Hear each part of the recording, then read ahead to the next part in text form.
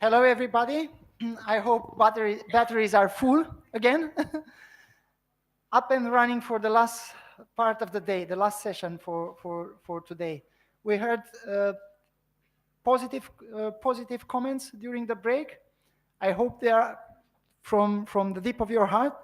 If not, we can bear also criticism. Uh, Please continue to use Slido. Thank you for polling for what best describe your institution.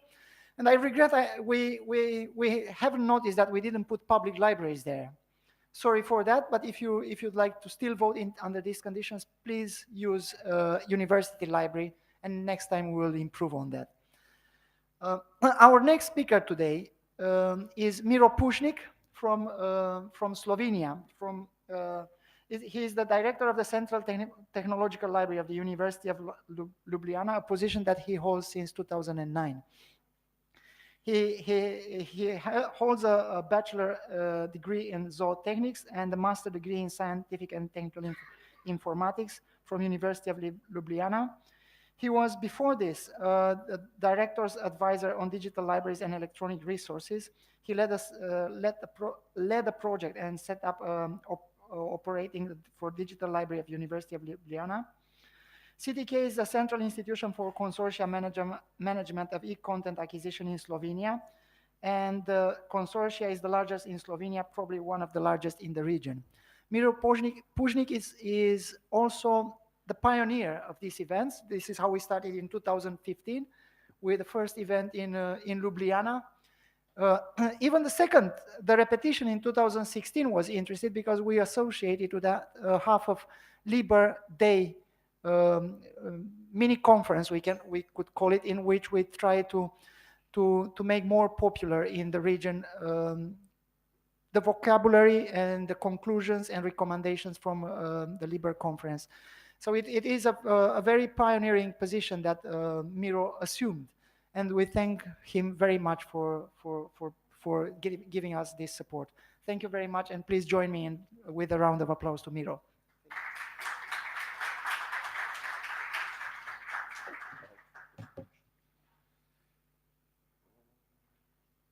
Yes.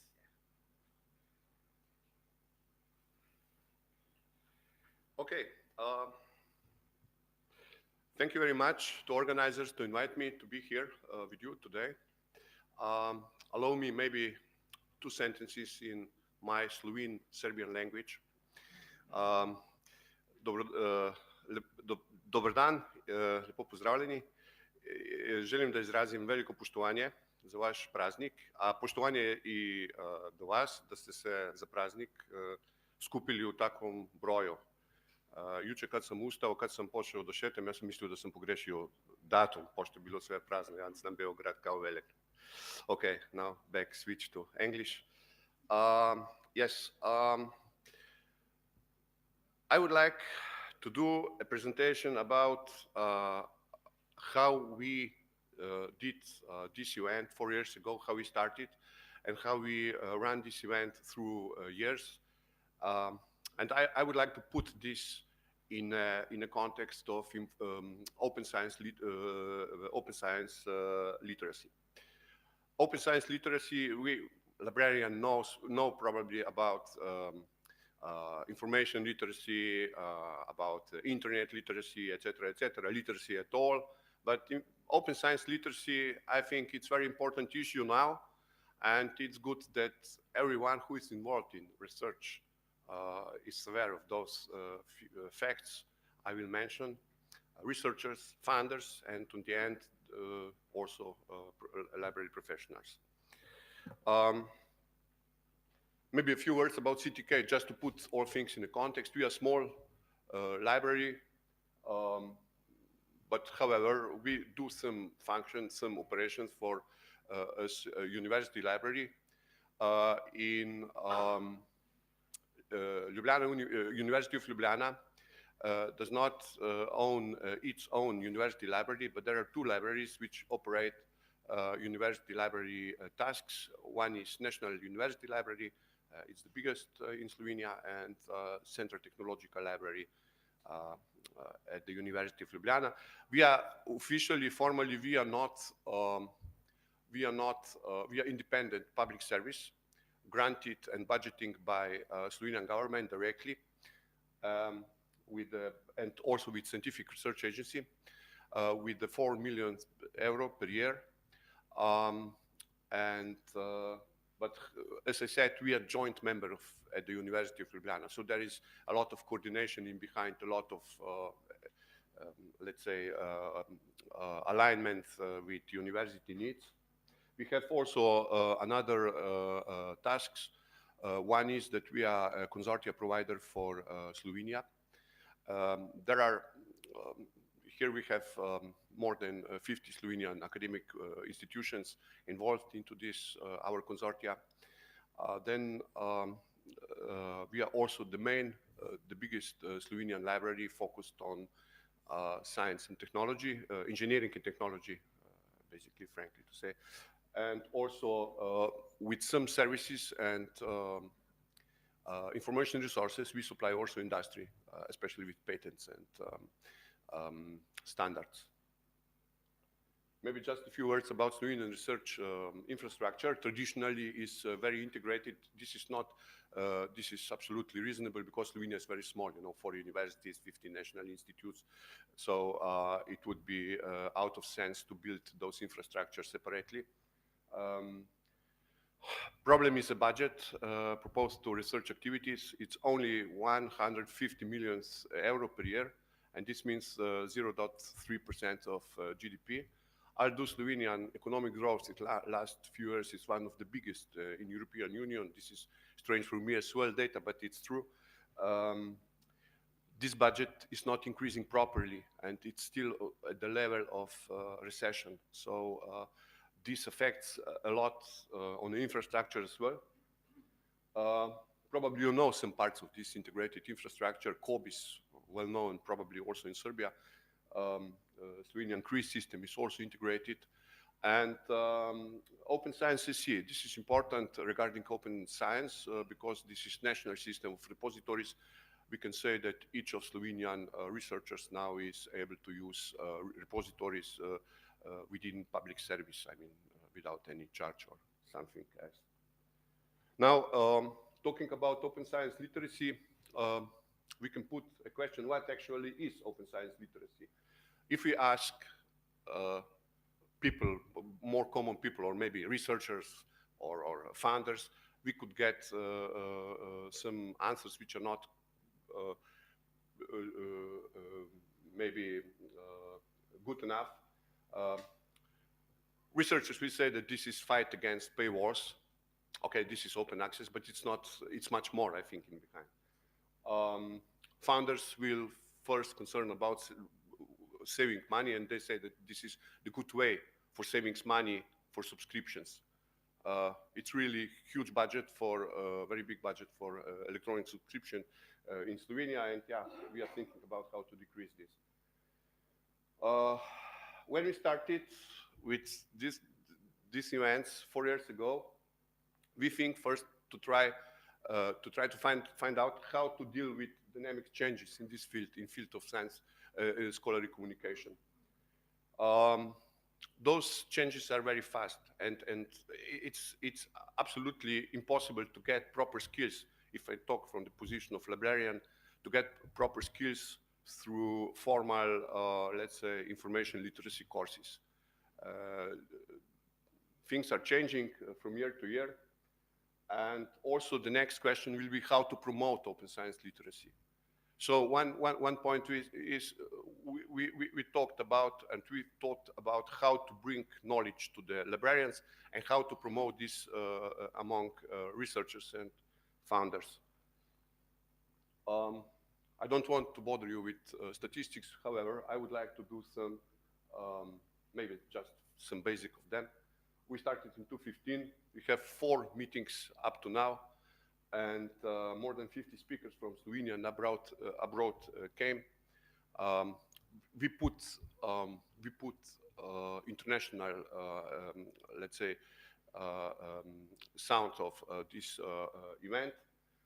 We try to insist to get as much as possible speakers and also even guest participants from abroad. So more than 4,000 participants were attended this event through 4 years. Many of them came from different from other countries, for example, mostly from region, from Croatia, from also from Serbia. There were people, etc. But we have also, for example, last year some researchers from Delft University, which is very developed, and we were very proud of this. We have followers also via web stream. We put a huge emphasis on accessibility to spread this information as much as possible via social networking, via web stream. And yeah, and I have to mention all those events were free of charge, without any admission. I'll do Open Science is not free, as it's the first impression, but we insist that it's free of charge. You can, after you will have this presentation, and you can check what we discuss and what we do. There are web streams, presentations, and all pictures and other information about. Now, what is the purpose of such events? I think that the key objective is to provide the necessary knowledge to all stakeholders. As I mentioned, to researchers, founders, and librarians to manage those very fast-running changes. We need also media to explain and argument those changes and probably solutions to funders especially. So we had there people from the Ministry for Education, what is education, scholarly, etc. We have people from Slovenian Research Agency, SRA. They sit there, listen, talk with our speakers. We would like to meet also with good practices from abroad. This could be a problem sometimes. I don't know how it is in Serbia. In Slovenia, it's typical library community. It's very closed and it's very difficult to enter with new ideas to this community. And we, let's say, we do some target user groups, as I mentioned, all three stakeholders, important stakeholders in open science, but we also invited broader audience. For example, we invited also students, and there were students. What was good was that those students came in a context of study program. So one professor absolutely invite them to be there, and yeah, because it's important. Younger generation, upcoming professionals will prolong this development. In one picture, how we act, I'm very glad that we don't act like those three men here, but we let other, let's say, professional to entry into the our circle of workload of information, knowledge, and skills. But this situation could be sometimes typical. Now, what we discussed, which topics we discussed. First year, we talk a lot about open science and procurement of the information resources. Now we have to repeat this course and maybe change something because the situation is changed very dramatically. Slovenia, by the way, signed also Plan S, so this means very new facts for us as well. We talked about new licensing and business models, for example, offset contracts, publish and treat licensing models, etc. And what is the most important, we talked about and we discussed those issues with the best experienced people that we have in Europe. We talked, for example, with Mr. Laia Merni, he's head of GIS collection, or his assistant, Mrs. Caroline Alderson, or with, for example, from Max Planck Institute was Miss Campbell. And for us, it's important that the information we get, we can trust. I mean, that this is all absolutely applicable information. This is not something that just, you know, in a theory somewhere in a clause. And what is maybe at the same or even more important, that through those events, we got also contacts with publishers, people in charge for open access. Because I don't know how many people here are operating procurement, but if some, you will know that publishers mostly want to divide those two issues. One is subscription, second is open access conditions. Why? I speculate, I don't know really, but I think that they want to keep two cash flows streams, one for APCs, one for subscriptions. Very smart. This is double dipping issue. We don't talk today about double dipping. It doesn't necessary. But however, we talked with, for example, Ms. Federica Rosetta from Elsevier. She's very high top manager at Elsevier in this issue. We talked with Ms. Reed from Springer. With those, there were pilot Springer Compact, etc. So there were selling agents, but really people which are very high in charge in publishing house. You will see on the end, we have some results. We did some deals. It's not enough maybe, but they started even to listen us. We talked also about repositories. As I mentioned, Slovenia set a national infrastructure, 5 repositories, each university one, and then on the end, it's one repository which is managed by our library. It is repository which are using by research institutions. It is linked to COBIS, so it's one-stop catalogization, one-stop metadata flow. I mean, there is not different entry points to systems, to different systems. We talk about, and yeah, those the set of repositories was just in time. We talk about repositories, so we put a little piece of knowledge also to our people, which to our staff, which set this system. We talk then about embargo, how to determine the embargo period, the role of preprints, green open access, etc., etc., etc. And you can say today, probably with your knowledge, that these are very basic things, but at 2015, they were basic for our audience. This was the first time that people from librarians from Slovenia come to contact with such terms. So we did, as Dr. Ignat mentioned, some pioneer works, not only with events, but also with issues. We discussed that. We put a lot of emphasis on economics and open science. Open science is not free of charge, it costs money. We talked about APCs, types of APCs, how to access the APCs list price, also some basic things. But then we also discuss negotiation techniques, how to negotiate with publishers, types of offsetting, those 4 types you probably know, voucher system, these combo contracts, etc., etc. We did also, or we discussed also total cost of publication, how to keep data together and to put those data on the table to get better negotiation, let's say, starting point to talk with publishers. But if you need, if you want to do total cost of publication, you absolutely need data. And we talk also about necessary to set data analytics. We talk about ESAC, which is international project and cross-ref project. But I can say that I'm glad to announce that now COBIS will involve also analytics of open access to bibliographic of researchers in a few months, I think so. We talk a lot also and discuss research data management, how to conduct the research data management process. We mentioned FAIR concept.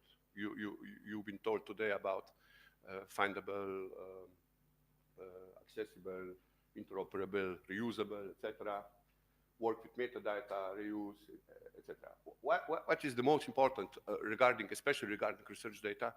We talked with researchers. We tried to encourage researchers.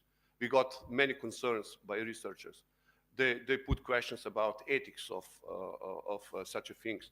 They put questions about, let's say, reuse, about rewarding, about citations, etc., etc. Not even researchers, also funders asked us, why is so important? We have archive of social sciences data in Slovenia. This is a good platform. Now we hope so that it will be upgraded to the whole fields of science.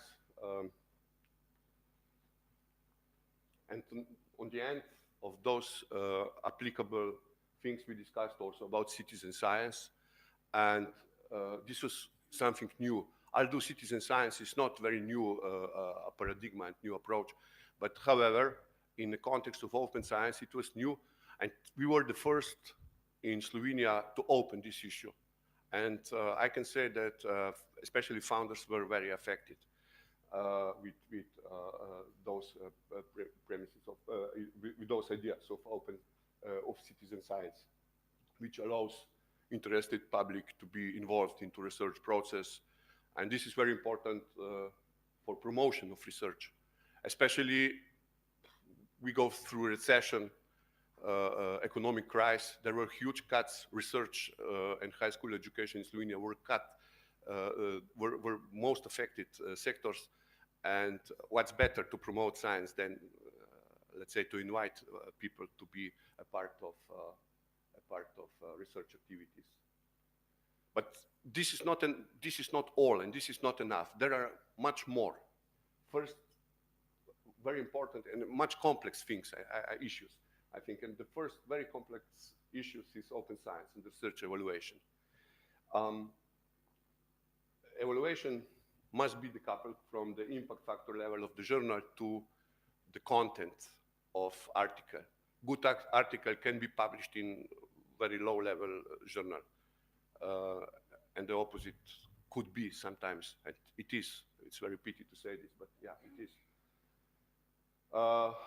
Yeah, and therefore it's very important to create a new model for peer review. Peer review should be let's say, honest, should be transparent, without conflict of interests. And we can use also maybe and slowly involve some new approaches like open peer review, post peer review, some, let's say, altmetrics issues as well. We talk a lot about San Francisco Declaration on Research Assessment, DORA, Leiden Manifesto for Research Metrics, etc. Why I'm talking to you about this, why I'm listing this? Because, you know, when we had those research, let's say, librarians and researchers in our venue, they were the first time told about such things. So we gave them opportunity to then after get wider information about, but we mentioned this many times. Open science infrastructure. We talked today about, it's very important, changes in scientific communication is linked to infrastructure. Without infrastructure, there will be nothing. We place very great hopes on European Open Scientific Cloud, EOSC. However, skills will be needed also to manage those EOSC. And there are local community which will be managed probably by librarians and by local staff. We talk also about funders as publishers. Today it was a platform, mentioned by Ignacio. We talk a lot about, so are funders able to offer platform to publish articles, and those platforms are not exactly repositories. It's more like mega journals, or I don't know how to say, but I mean, if you're a founder and if you set a policy, you have to offer infrastructure. It couldn't be only policy without infrastructure. This was, frankly to say, a mistake in Slovenia in 2015 when we accept this, our first national open access strategy.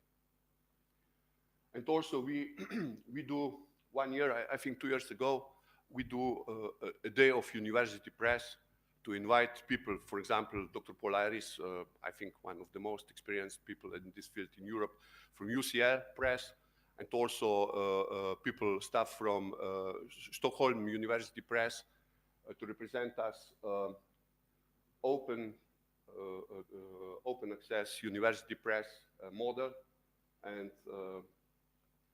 I can say that University of Maribor Press set a model, and now we're thinking how to integrate also this service for the whole Slovenia. Once again, Slovenia is small, 4 universities, and it would be very probably more easy than, I don't know, in Germany or even in Serbia to integrate this infrastructure. But you know, without, I can say directly, without our efforts and without our, let's say, workshops, maybe people in Maribor wouldn't come in contact with colleagues, and yeah, this resulted with very good communication after, out of context of our workshops, and then the results are here. We talked also about open science policies and roadmaps. We have to support funders in creating policies and mandates. This is very important. Why? Because if we don't support them, those funders will accept policy which will not be applicable maybe in some points. And this could be a problem. For example, if, and also what is also very important, how to incorporate open science strategy into broader research strategies. For example, if we have one funder speculating to sign, let's say, Plan S, which bans publishing in hybrid. In other way, the same funder has a strategy, a broader strategy to support, let's say, publishing in high impact factor titles. This is not aligned. So we have to be very careful to align all those strategies. And this is a huge, I will say, huge niche for librarians. We have those skills, not funders, not researchers. We are the one who are, on the end of the day, paid for such activities. Yes, and we were known also, or we talked about the Slovenian national strategy on open access. This was in 2016. In 2015, it was accepted. It was a huge discussion about and very, very a lot of dilemmas about. We talk about clear roadmap. It was presented very detailed. And the last year, we talked also about Plan S. This is very important for Slovenia, and also it's very important that we know those basic principles to answer researchers. On 5th of November, probably you know some of them, for sure you know, that some chemists, researchers express concerns about Plan S. There were some, let's say, some statements that this is violent on research integrity. What is for me, the huge violence on research integrity if you don't have access to the data? I mean, to the data which were produced on a public budget. So there is a lot of dilemmas about, and it's once again our role to clear these dilemmas, to argument. So advocacy. I'm now in advocacy, which is maybe just to prolong the previous slide. Frankly to say, to be very honest, I didn't put a lot of emphasis on advocacy till last year, when I noticed that in many cases, even funders do not understand the principle of open science. Because I was naive. I thought that researchers will accept these open science ideas with both hands. But in many cases, they refuse those ideas. There were a lot of concerns. As I mentioned before, Plan S, and our role is to do advocacy and to lobby and to do very noisy action. I'm very glad to see here journalists, to have contact with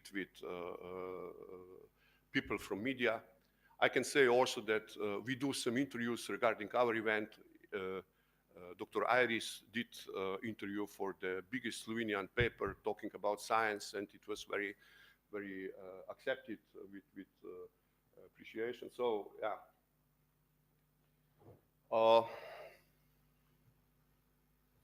You know, probably you know what this picture means here. This is facsimile of first Slovenian printed book, and this is the first Slovenian book in open access. It was printed 550 years ago by Slovenian Protestant priest Primož Trubar in Germany, and it was delivered to the common Slovenian people here in Slovenia free of charge. This was business model. Anyone pay any APC or okay? And what I want to say, why he did this? He did this because he wants people to be educated. And this is the main purpose of open science by me. I mean, we are doing this, and this is argument why we are doing this. And how, I mean, this is, I will say, cultural click in my head, in our heads, should be how open science affects to other aspects of research work. What changes are needed and who needs to them.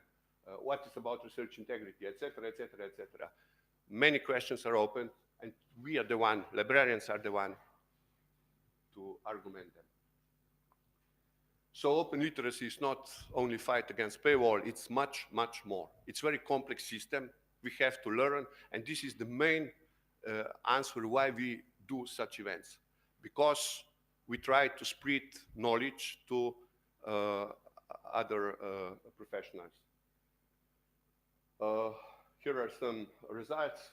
As I mentioned all. I can mention only maybe the last point, consortia deal on open access with some publishers, Royal Society of Chemistry, Elsevier, American Chemical Society is mentioned. It's not enough. I can mention also that Slovenian Research Agency published first tender for co-financing APCs in gold journals this year. 300,000 euro will be, this is kind of pilot, will be delivered. And the future of focus on open science, we would like to keep it. How? I don't know, but this is maybe also the reason that I'm here. My suggestion is to step together and raise funds by participating and respect your application for granting. Maybe this could be idea, maybe colleagues from Serbia, from Budapest, from I don't know, we have to collaborate. This word today, collaboration, is keyword of this event. Just a few impressions and then I will end. Here is our hall. It was full every time. This is Liber Day.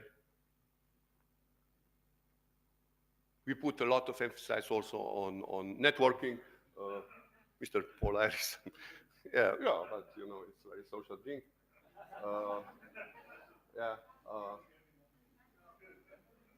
And also to technical, let's say, to spread information via modern channels. Special thanks goes to Scientific Knowledge Services, especially to Dr. Tiberius Ignat, which without his efforts, we wouldn't do nothing. Also to UCL Press, directly to Dr. Paul Iris, which were all 4 years our, let's say, appreciated speaker, and with new ideas, fresh ideas, and huge, huge enthusiasm. To Liber as well, all those speakers somehow are involved to Liber activities. And Liber it was one question through Slido, how countries out of European Union can participate in open science. I think Liber is absolutely organization where all countries are welcome. Here are our, I will say, talking heads, more than 50 speakers. What I want to express is that very positive attitude, very positive energy. There is no place for bad feelings. We argumented, we express dilemmas, but no, any bad feelings. Here are social publishers. So, and for my personally, what is the most valuable skill for me? I mean, I've got through those focus on open science event. This is benefits also for me as director of a library. I can act. We have to do. We are not. We mustn't wait. We have to do. We mustn't wait that someone else will asphalt this shortcut. We are the one who are in charge and responsible to do it. Hvala na pažnji i mnogo pozdrav od kolega Zidana.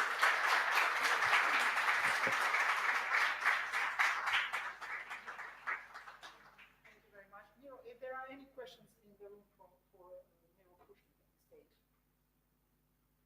If not, you will address the questions through the panel session. Thank you very much. We are fast approaching to a kind of an end. We'll see what kind of an end. Before going into the panel where you are all welcome to participate with your contributions to Slido so far and by simply raising hands, very classical, or sending messages through pieces of papers to us. But please do contribute and be active in the panel. Before that, we have a final presentation from from Dr. Sofronievich, if I pronounce correctly, sorry for that. So Adam was a great partner and co-organizer in this through the whole team of the library and the library director here and the whole team. But he is also a speaker to this event. You probably all know Adam so far, but just a quick reminder, he holds a PhD in Library and Information Science from University of Belgrade and a master degree in management and a master degree in Library and Information Science. He's certified with Cisco CCNA industry certificate and over 40 Coursera, Udemy, and MIT X online certificates in fields of computing, management, and humanities. What a mixture. It has 10 years of managerial experience as a head of department and a deputy director of University Library, and rich experience as a board member of University Library Belgrade. Among other, also DART Europe. Adam was driving force behind participating of University Library Belgrade in 2 EU projects and currently heading the participation of library in another Horizon 2020 READ project. Responsible for 5 implementations of different grants of Serbian Ministry of Culture and a national MCEU cost action e-read. Has published international over 60 peer-review articles and book chapters and presenting in more than 30 international scientific communities. We are very proud to have Adam here as a speaker as well. Thank you very much, and please welcome me. Join me in welcoming Adam to the stage.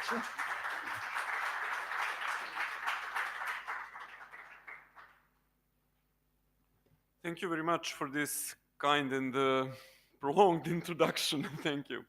I'm very proud to be here in such a good company of colleagues and friends from abroad. This is a very nice opportunity at University Library today for us librarians, for scientists from Serbia in the audience, and for those watching this via live streaming. Okay, so my presentation is entitled Open Science, the Remedy for a Post-Truth World. So I won't be having much of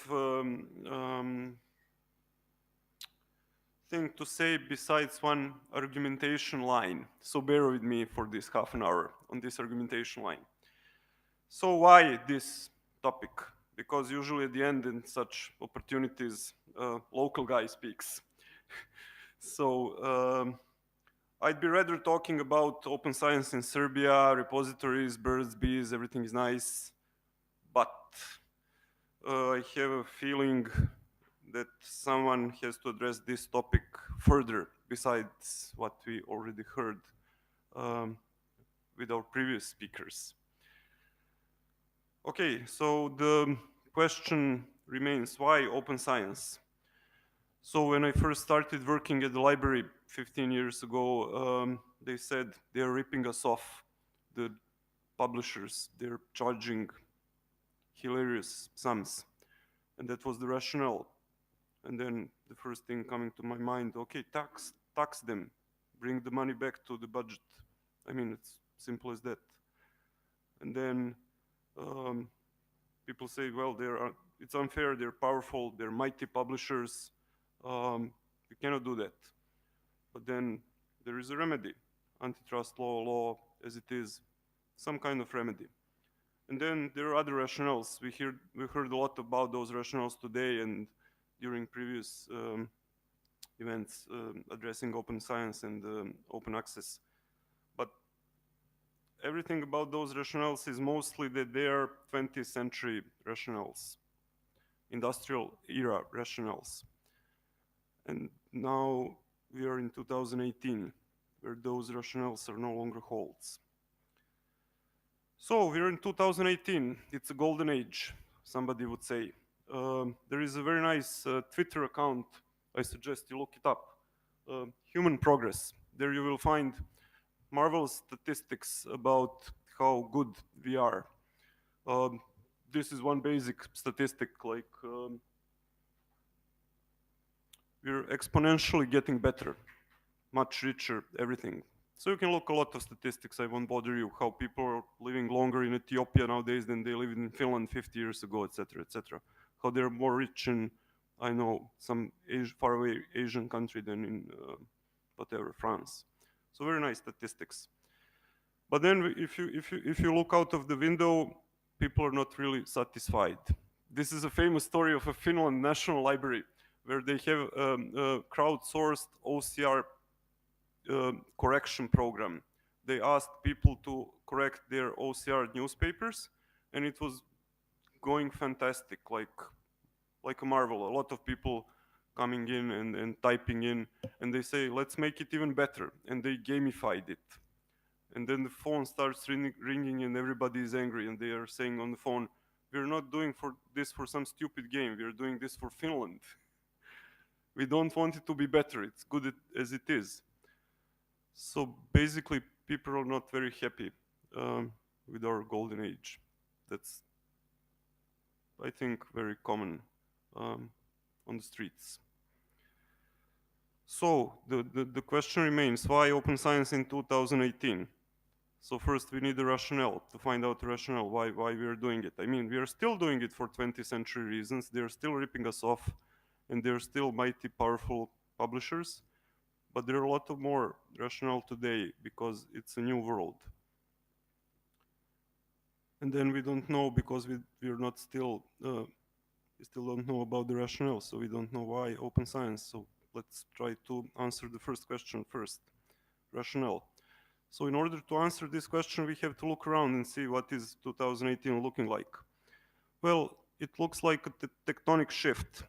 Digital technologies are moving power away from the center and to the edges and down.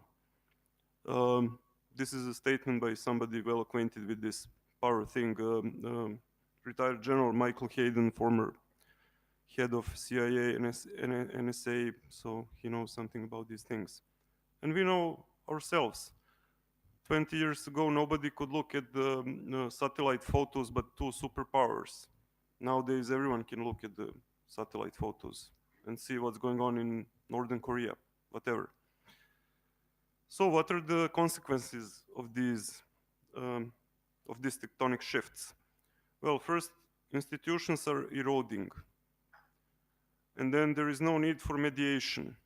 That's what we can see every day. In media, why would I need media if I can talk to you by Twitter directly? We still need some media, but mostly we don't need them. And then rock and roll, why would I need a band to translate a message to you? I can translate the message to you. I can record myself on YouTube. I don't need a band to do it for me. And then arts. Maybe we need arts, but where is the public? Where is the audience? Who is the audience when everybody is an author? Is there an audience anymore? I'm not sure, maybe there is, but everybody can be an author in half a second. And in the same line of thought, do we need scientific journals as we need media? Because if you think about it, scientific journals were kind of media, like I'm publishing what I have found out. Why should I be needing this when I communicate directly with you? So that's a question. And then those are questions that are not technological. And then there are technological questions. which we addressed in a paper here at University Library. Can a scientific journal own itself? Well, there is a paper published by Springer, I'm afraid to say.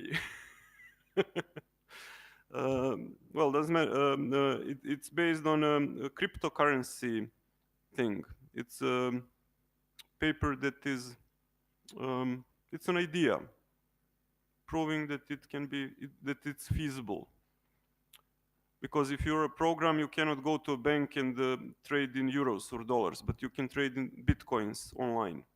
So why not be economically self-sustained and hire people to do editorial work and write for you and do other stuff that scientific journal needs to do. So there are also technical issues. And then there are many, many issues today which we addressed. This is all 6 years ago. This slide is from the presentation of our Dutch colleague Welterop. There is this issue of impossibility on being an expert in a world where there are so many articles published. And I stole just one slide from him. I borrowed it. Just an example to show how it's an impossibility to be expert in echocardiography. Because if you read all existing papers on this particular issue, it would take 11 years. And then meanwhile, more papers would be issued. And then before catching up, you need to read more papers, and then you can go retire. So you can never know everything about, you cannot even know 10% maybe. Maybe 10% you can know about everything that is written about some specific area. So what is an expert? That's a viable question, 2018. What is an expert? Okay, next question. Next item, don't race against the machine. 2012 also. If you look at machine learning technology, you don't need jobs that it takes 4 years of higher education, because the machine can do it. You press a button and you get opinion on from a practitioner, doctor practitioner. If you need a specialist, then you go to human. Also, another issue from 2012, the most well-read entity in the world for 6 years, it's not a human. It's IBM Dr. Watson computer who won Jeopardy quiz in 2012. So it's not interesting anymore who is the most well-read person. It's computer. Computer authoring, you press a button, you get text like this, very structured text. This is the first one published by Forbes in 2012. So those are all issues that we're dealing with today and that are making the framework for open science today. And then we have some other thoughts. In Serbia, we have a very entrepreneurial person who is a media mogul, and I wrote his name in Serbian Cyrillic to emphasize this, and he says content is the king, and in what's left of media, that's probably true. But then in science and other branches, the context is the king, I think. Because if you don't know the context, you don't know what it is until you know what it is. And then if the context is changed, you can have things like this spread very fast through digital technologies. And this is a very stupid example. But as we will discuss further, it may not be that stupid as it looks like. And then you have much clever examples where people publish books and you're written on the pages as an author, but you never heard of it because technology allows you to do it. You can print a book in which Adam Sofronievich has written this or that, and I don't even know that this book has been published.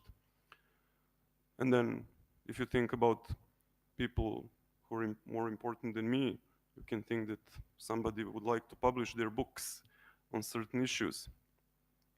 And then you have this context where everything is really fast. And just give me one sentence, I will explain everything to you in one sentence. And then you have this context where it's not the best who is first in the race, neither human nor computer, but the best process win. This is example from world of chess, but basically what this quote says is you can win from your home with your smartphone if you communicate very good with your smartphone. You don't need a supercomputer. You don't need to be very smart. You just need to communicate very good with your computer helper. And then in all this context, you have things like that. This is a Serbian example. With very, very low-tech technology like Paint. Anybody remembers Paint in Windows? So you make things like this. This is for our speakers. These pictures are very, very rude jokes playing on culture icons of Serbian cultural heritage. So these pictures are very rude, and they have 300,000 people saying I like this on Facebook. So 300,000 people in Serbia, that's 10% of voting population. So if the elections were tomorrow, this would be the second largest party in Serbia. So the questions like this comes up again in another context. Questions that our colleague Yanis from Greece was mentioning, that philosophers from Greece were thinking about 3,000 years ago. Who is eligible to decide on the fate of the community? Is it the best, the smartest, or everybody? So who is eligible to do science? Who is eligible to do open science? So in this context, you have science nowadays. And if you look at another very interesting Twitter account that is called Real Peer Review, you will find numerous examples on how science is doing nowadays. And this is how open science works. If you look at the Twitter, you see this example. Somebody says, well, take a look at this article. This is really a peer-reviewed paper. I don't know how much can you see back there. The text, maybe not a lot, but this is a very ridiculous paper that was published by very distinguished publisher, and it's completely ridiculous. And then you have this Real Peer Review Twitter account that brings tens of those almost every day, like this one, where somebody is writing an article about his or hers body mass index and problem. I mean, it's completely unscientific. And then you have this, where somebody is explaining how you need to read an article in order to cite it. Well, that's a deep, really deep. So you can go on and on and on like this. It's not a problem that we have bad science and somebody is doing it badly and somebody is doing it good. And then you have another Twitter account, Retraction Watch. And there, a few days ago, you find a survey that more than 30% of research thought it's acceptable to cite a reference that you have not read. That's a phenomena that is gaining a lot of popularity nowadays. And we can ask ourselves, what is this open science thing good for if it just gives people titles to reference? Why do we need open access? Why? They don't need full paper. They need title. And on, Retraction Watch, you can read about a lot of stuff that's going on in science. But this is open science. We can know about it and deal with it or we can think and pretend that this does not happen. And on, retraction watch, etc. Yes, there's still time to show you one interesting video. I think it's 4 minutes. I think it's a good example.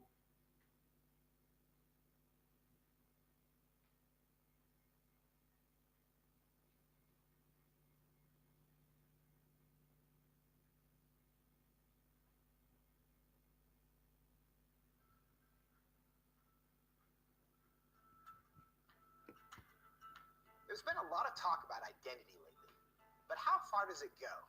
And is it possible to be wrong? We went to the University of Washington to find out. Are you aware of the debate happening in Washington State around the ability to access bathrooms, locker rooms, spas based on gender identity and gender expression? I think people should be able to have access to the facility. I think bathrooms could and potentially should be gender neutral because there doesn't need to be a classification for differences. I think people definitely should have the ability to go into whichever locker room they want. I feel like at least public universities should do their best to accommodate for those who do not have a specific gender identity. You know, whether you identify as male or female and whether your sex at birth is matching to that, you should be able to utilize the resources. So if I told you that I was a woman, what would your response be? Good for you. Okay, like, yeah. Nice to meet you. I'd be like, what? Really? I don't have a problem with it. I'd ask you how you came to that conclusion. If I told you that I was Chinese, what would your response be? I mean, I might be a little surprised, but I would say, good for you. Like, yeah, be who you are. I would maybe think you had some Chinese ancestor. I would ask you how you similarly came to that conclusion and why you came to that conclusion. I would have a lot of questions just because on the outside I would assume that you're a white man. If I told you that I was 7 years old, what would your response be? I wouldn't believe that immediately. I probably wouldn't believe it, but I mean, it wouldn't really bother me that much to go out my way and tell you no, you're wrong. I'd just be like, oh, okay, he wants to say he's 7 years old. If you feel 7 at heart, then then so be it. Yeah, good for you. So if I wanted to enroll in a first grade class, do you think I should be allowed to? Probably not, I guess. I mean, unless you haven't completed first grade up to this point and for some reason need to do that now. If that's where you feel like mentally you should be, then I feel like there are communities that would accept you for that. I would say so long as you're not hindering society and you're not causing harm to other people, I feel like that should be an okay thing. If I told you I'm 6 feet 5 inches, what would you say? That I would question. Why? Because you're not. No, I don't think you're 6'5". If you truly believed you're 6'5", I don't think it's harmful. I think it's fine if you believe that. It doesn't matter to me if you think you're taller than you are. So you'd be willing to tell me I'm wrong? I wouldn't tell you you're wrong. No, but I'd say that I don't think that you are. I feel like that's not my place as like another human to say someone is wrong or to draw lines or boundaries. No, I mean, I wouldn't just go like, oh, you're wrong, like, that's wrong to believe in it, because, I mean, again, it doesn't really bother me what you want to think about your height or anything. So I can be a Chinese woman. You... Sure. But I can't be a 6'5" Chinese woman. Yes. If you thoroughly debated me or explained why you felt that you were 6'5", I feel like I would be very open to saying that you were 6'5", or Chinese, or a woman. It shouldn't be hard to tell a 5'9" white guy that he's not a 6'5" Chinese woman. But clearly it is. Why? What does that say about our culture? And what does that say about our ability to answer the questions that actually are difficult?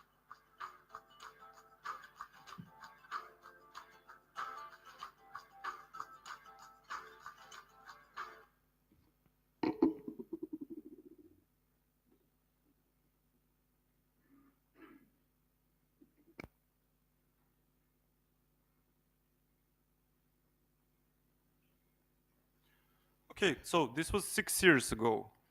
And this, just a second, and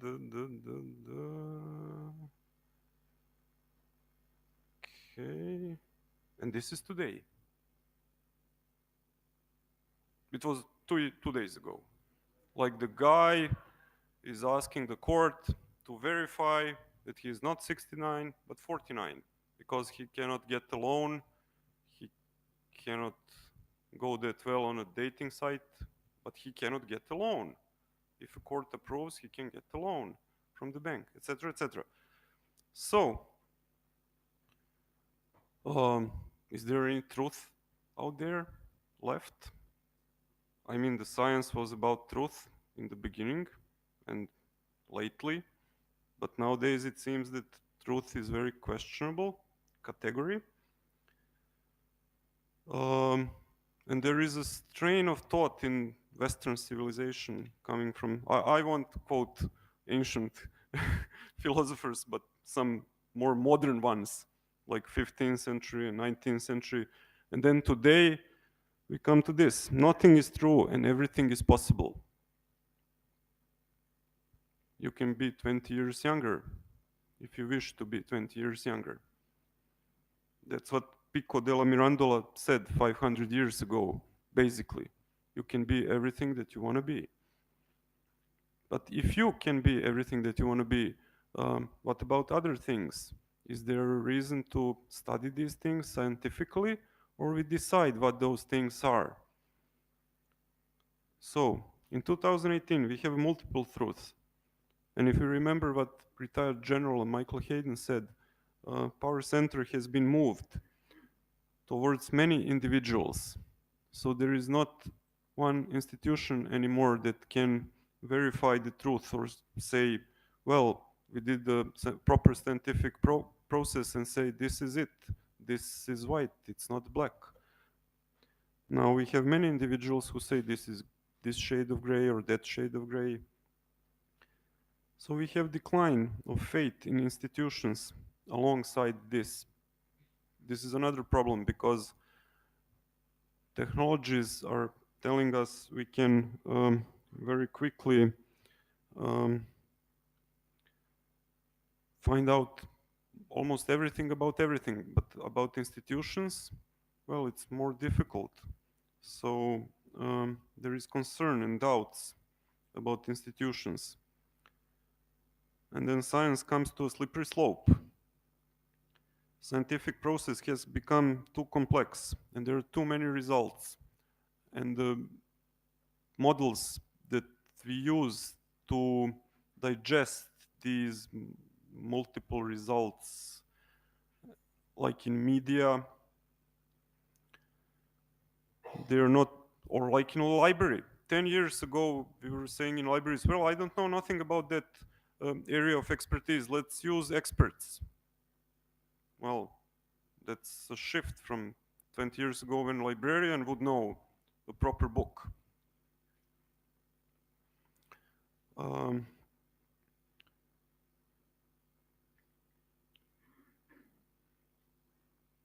So we come to a question, why open science in 2018? They're still trying to rip us off, but now they want to cancel the truth. Who are they? Well, circumstances, technologies, people, I don't know. But somebody is trying to cancel the truth in 2018. So that's in my mind, that's a bigger problem than some publisher wanting to rip me off. He will want to rip me off, but I can deal with that with 20th century remedies. But for this, I need a new remedy. And that remedy can be open science, which can be, as you see, magnifying glass, looking into scientific process, very complex scientific process, very complex life that goes on around us. And if we use this magnifying glass, we can tell what is truth again. Maybe, maybe, maybe not. I don't know. So, what of open science? Well, certainly infrastructures. We cannot do without them. But also communication. What would I need infrastructure for if I don't have communication? it will be useless waste of effort. And then we need many other things in order to get to new models, concept, frameworks that will answer questions that are reappearing in new context. Should women be allowed to vote? Should poor people be allowed to vote? Maybe not, maybe yes. We don't know the truth nowadays. If somebody claimed 6 years ago that he can be 7 years old and now a guy is suing for being 20 years older, 20 years younger, in 6 years somebody can say, well, those guys who are poor, they're not worthy of voting. So we need new models, concepts, and frameworks to answer these questions. And now the final question, what is open science in 2025? Well, in my opinion, it's science, just science. No need to say open anymore. Or it will be again science, but nobody will speak about openness anymore because it won't be viable in another context. I mean, in 2025 we won't have open anyways. It will be either open or not. So we will call it science either way in 2025. Okay, thank you. And since the panel is coming up, maybe we can, all the questions can, or now, whatever.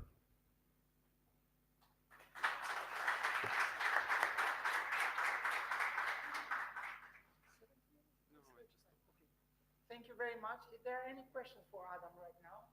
Or we can address them? Please, we have a question over there. It's not a question, it's more like a comment. If I followed you and understood you correctly, this is pretty depressive picture of the science, let's say, or the status that the science is in. So, and I have to say that I actually disagree because I'm not saying that things are perfect and that things are moving as fast as we would like them to be. But there are certain fields that are doing a lot and that has done a lot in the last couple of years to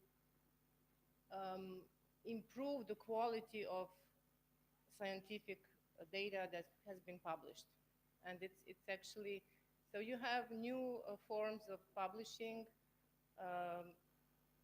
For example, I can speak for psychology and one part of medicine, or at least the part of the medicine that I follow. So we've done a lot, and it's not so, it's like there is no truth. So people are actually doing a lot to prove that their data and their findings are actually correct. So that's my impression. So, or more than an impression, more like a fact. I don't know. But thank you. Well, thank you. That's certainly a true impression, I think, because STEM is doing much better than in medicine. But why I painted this maybe a grim picture, because we really need open science to remedy this. Because otherwise, I had examples from STEM as well, where they do similar things, but very few examples at this point. But if we don't turn the tide now with open science, it will be very difficult in 5 years' time to say, I did this research and I'm saying to you that this cure is viable, etc., etc., and then somebody will say, well, I think it's not, because I think it's not. So I think we do need open science to remedy that. I'd like to encourage such a discussion also during the panel, and I'd like to organize here. Maybe we can turn the chairs, the first row of chairs, just here. Yes, and create a panel. And then I'll share this panel with the questions that came to Slido, and the most voted one will receive a higher respect, but it will not be the one criteria. Before that, if you allow me there, the game that played with perspective, it was played by more than a couple of speakers today. It was Adam, it was Yanis, who played with perspective is not a useless game. And it can be supported by facts. It is a fact that when Pablo Picasso had been asked about his opinion about computers, he said, they are useless. They can only give you answers. He considered that a useless fact. And he wasn't wrong that time. And many of us may consider him, he's not wrong today either. But still, we have Christie's who bid for the first artificial intelligence picture 2 weeks ago for $350,000, completely created by a machine. And it wasn't an abstract. It's a fact. A second fact is we all think that the future belongs to the higher computational power and machine learnings and artificial intelligence. It is a different fact. In 1999, when Kasparov played Against the World, it wasn't a computational game. Microsoft just put a platform for internet communication for other people to, it was more like citizen science, let's say, participatory, World versus Kasparov.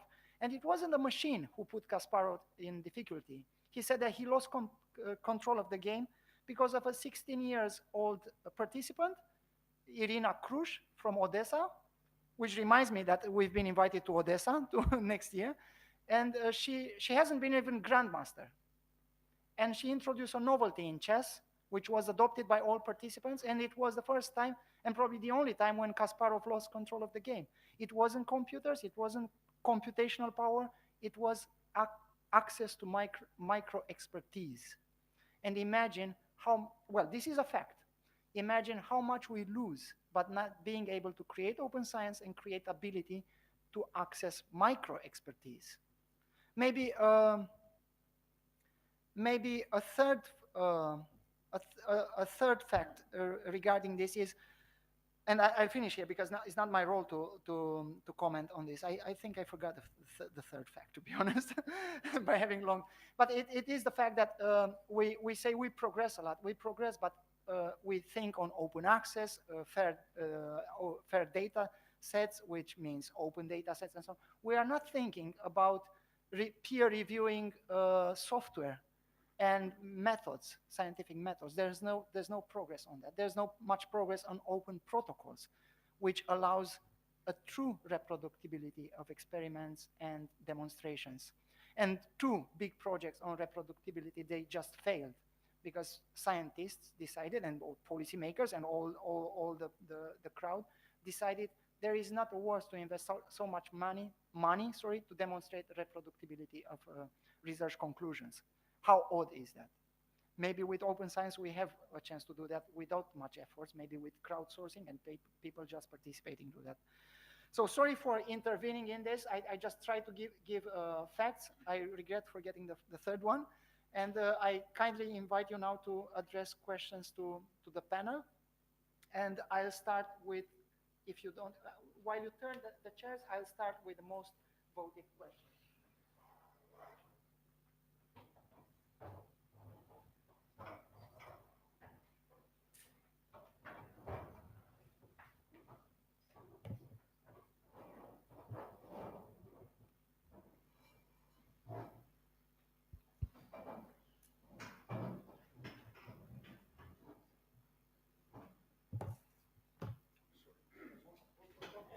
The most voted question is in my phone. Is not because I have the administration account and it doesn't show the most voted question.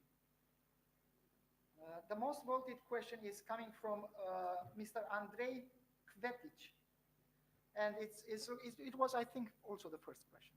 And it asked, how can you tell us something about possibilities of implementing open science principles in scientific communities outside of the EU? It was also the one that Miro emphasized in his presentation.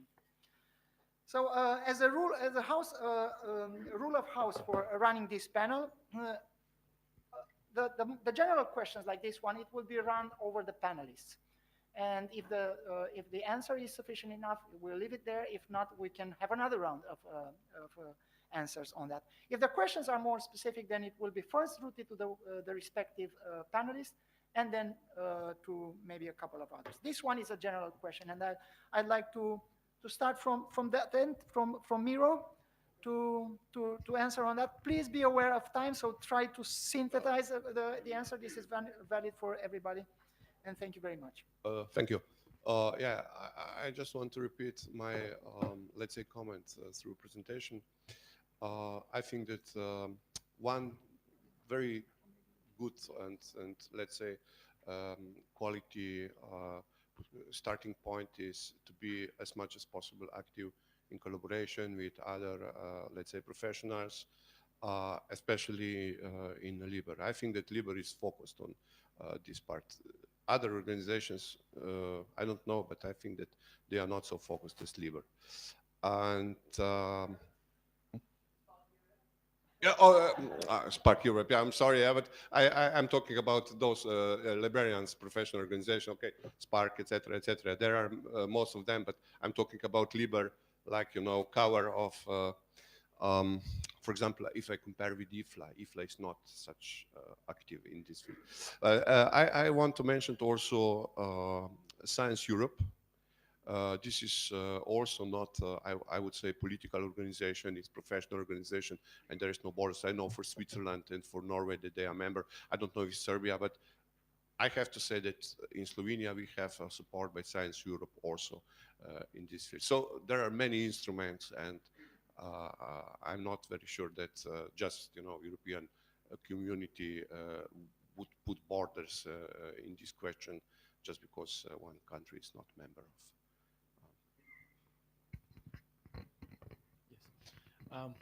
I agree, first of all. so we have a good basis. No, actually, this is how LIBER does regarding the work that produces.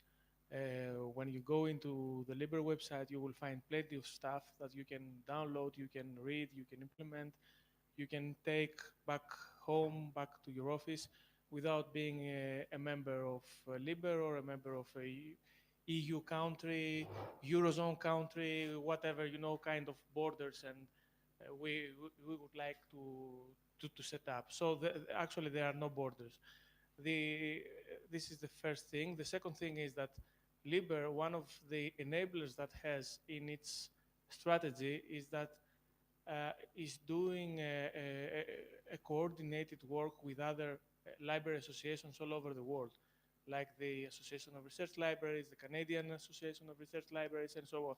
So we are trying to, through international efforts, to align together and bring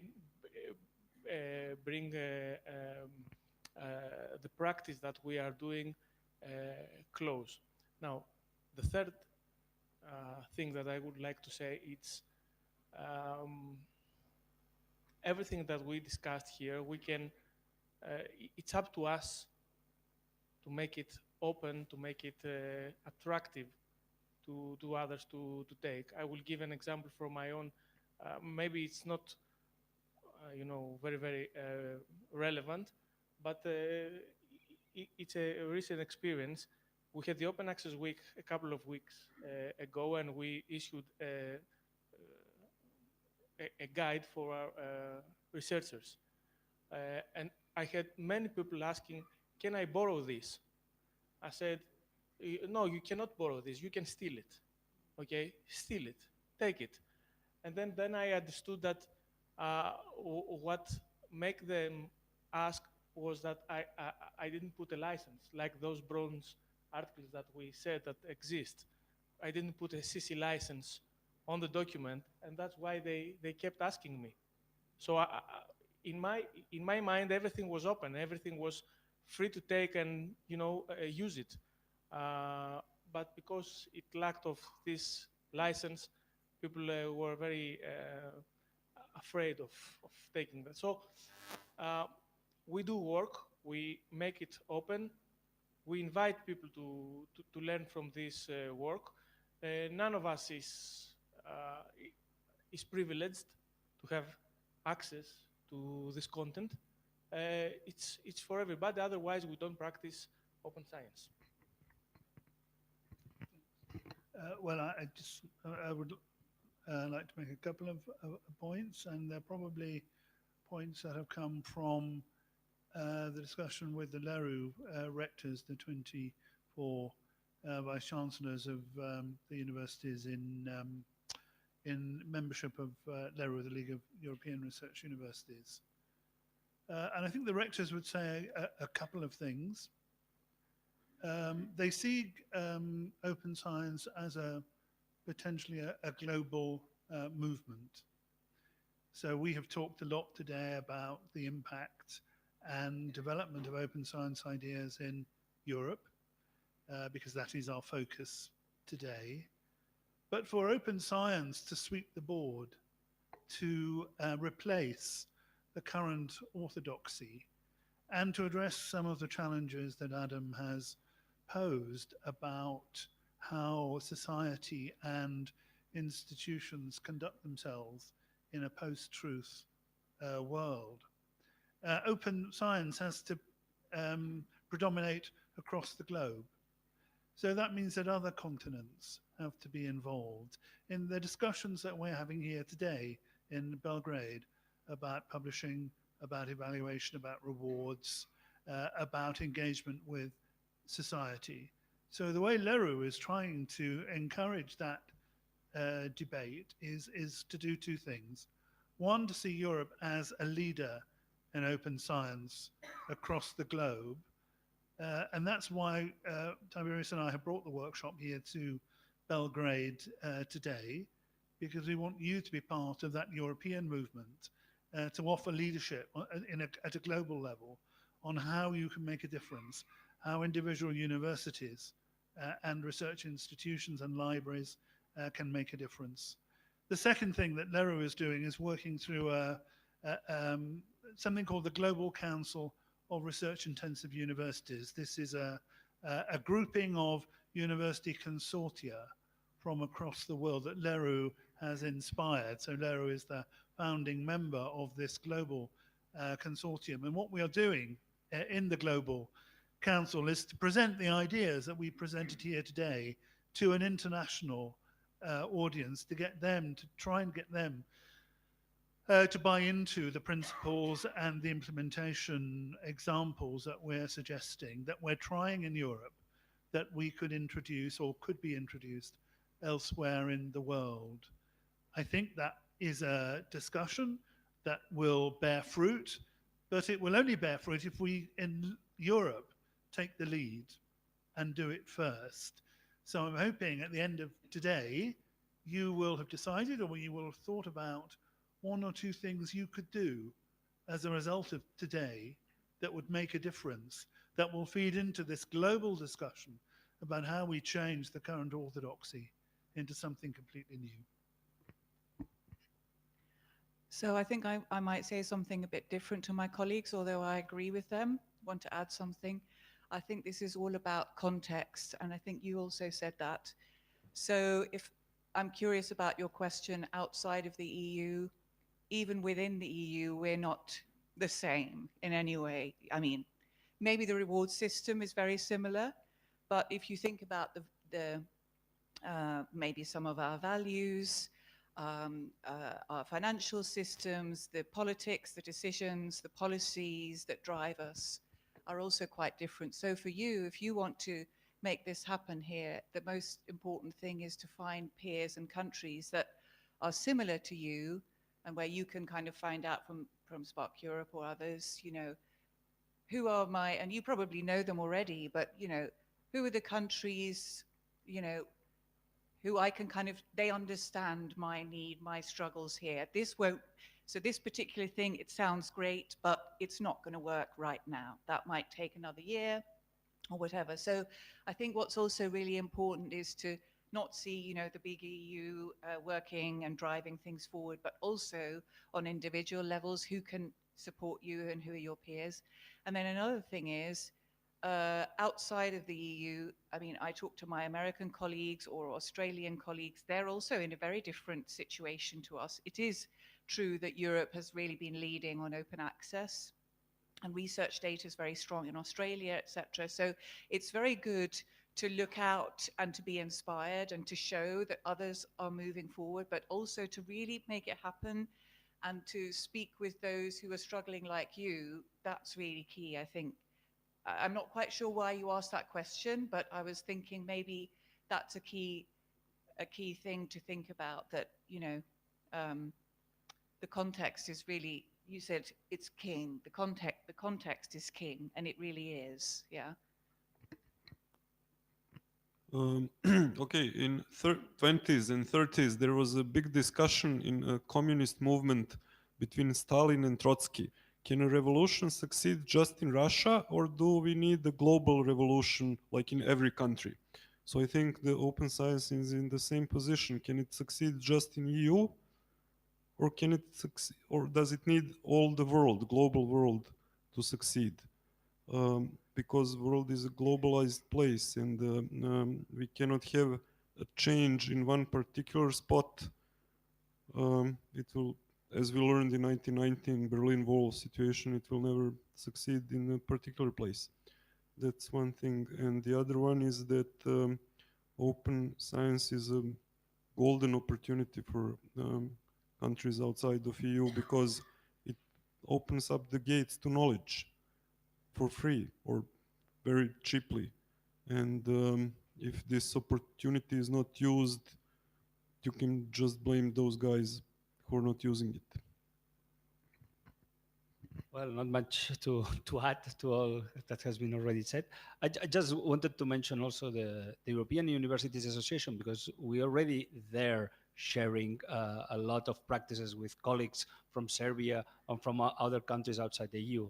So I think there are already some places where we share experiences, best practices, and we learn from each other, because I think that's another important issue. We in Europe also learn from outside Europe, and that's something that, for instance, when I was in the open educational movement, we always thought like it was like an Anglo-Saxon colonialism, and we were always raising our hand like, come on, we also do good things. So you also, I'm sure you have a lot of things to show us, to share, and we will learn from that. Can you, Ignacy, please hold the microphone? And, no, I think everybody is. There is another important question regarding planets, and we'll come back to that, of course. Before that, we'll go to two specific questions, and one is addressed to you regarding who is doing the open science training and any other things to educate researchers in UCL or Barcelona. So this is addressed to you too, and whoever wants to contribute, please take the Well, we are doing a lot from the library.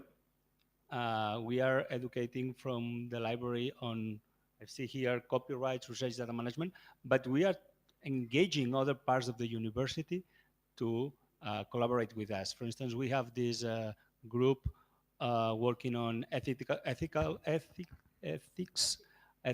questions, and they are really doing a lot of work on research integrity, that I think it's also another point. We are also engaging some leaders that we have identified for citizen science, and we are also asking them to come and explain what they do and what is citizen science, to engage other researchers. But I think it's important, and I think it was mentioned in one of the recommendations that Paul put in his talk, to identify like a leader of open science, a group that you can address and make questions, and then you can build all the different areas or topics or whatever. Because if not, we fail on that the researchers get completely lost, and they go to one side, to the other side, and they go to knock this door and then go knock to the other door, etc. So that's why we want to identify this committee on open science to us there, and from there we will decide which will be the best solution to teach or explain open science practices. Before we pass the microphone to Paul, as a directly addressed question, the person who is putting this question is making a kind of a segmentation between training and advocacy for policy and for implementation. Do you copy that segmentation at this moment, or you think they are probably equally important? What is your opinion? I mean, For implementation, we are trying to, I mean, we do the work. For policy, we think that we have to convince the top of the university to establish a policy. So I could say myself and other people of my team, we are trying to show the policymakers how the different ways that they can adopt. I mean, we are using the LERU roadmap at other roadmaps and also showing some best practices so they can take one decision or the other one. I always ask them to take decisions. I mean, we might not agree in the decision, but at least if they take a decision and with evidences and data, that will be good. And please, all the other panelists feel invited to contribute. Okay, so I can talk about implementation, the implementation side of of the question. What do we do? Who does the implementation of open science approaches at UCL? Let me just talk about 3 areas of the 8 areas that we identified as components of open science. So open access to publications, research data management, and new models of scholarly publishing. Well, let me start with new models of scholarly publishing. And we do that. How do we get our academics to publish their research monographs with us in UCL Press? Well, I set up a team of open access publishers. So the press is 6 people. We're just about to expand to 12 people. They're all publishers. They're not librarians. I didn't want librarians to run publishing activities, and I didn't want publishers to tell me they couldn't do open science. So the press is a partnership between the library, between me and my colleagues who know about open access, and professional publishers who come from commercial publishing backgrounds, many from commercial publishing companies, who I've trained to think in an open science, open access way. And that's the secret of the success of the press. We now have 100 books in the pipeline waiting to be published. So we have 2 years worth of publishing already signed up because so many people want to publish with us because of the model we've developed, which is a partnership between professional publishers employed by me in the library and library staff who know about open access, who can train the publishers how to think differently, how to stop thinking about money and start thinking about value, academic value, that is the main benefit of an open access university press. For open access to publications, generally, we have a very strong mandate in the UK from our funding council and from government. And so I have a separate team of open access advocates who work individually with academics to make their publications available as open access. We have a national research evaluation scheme called the REF, Research Evaluation Framework, which assesses 4 units of output of research from every single university researcher across the country. And it's the next REF is 2021. And it's a requirement that every unit of assessment, every item that is submitted to the REF has to have an open access version, otherwise it's not compliant.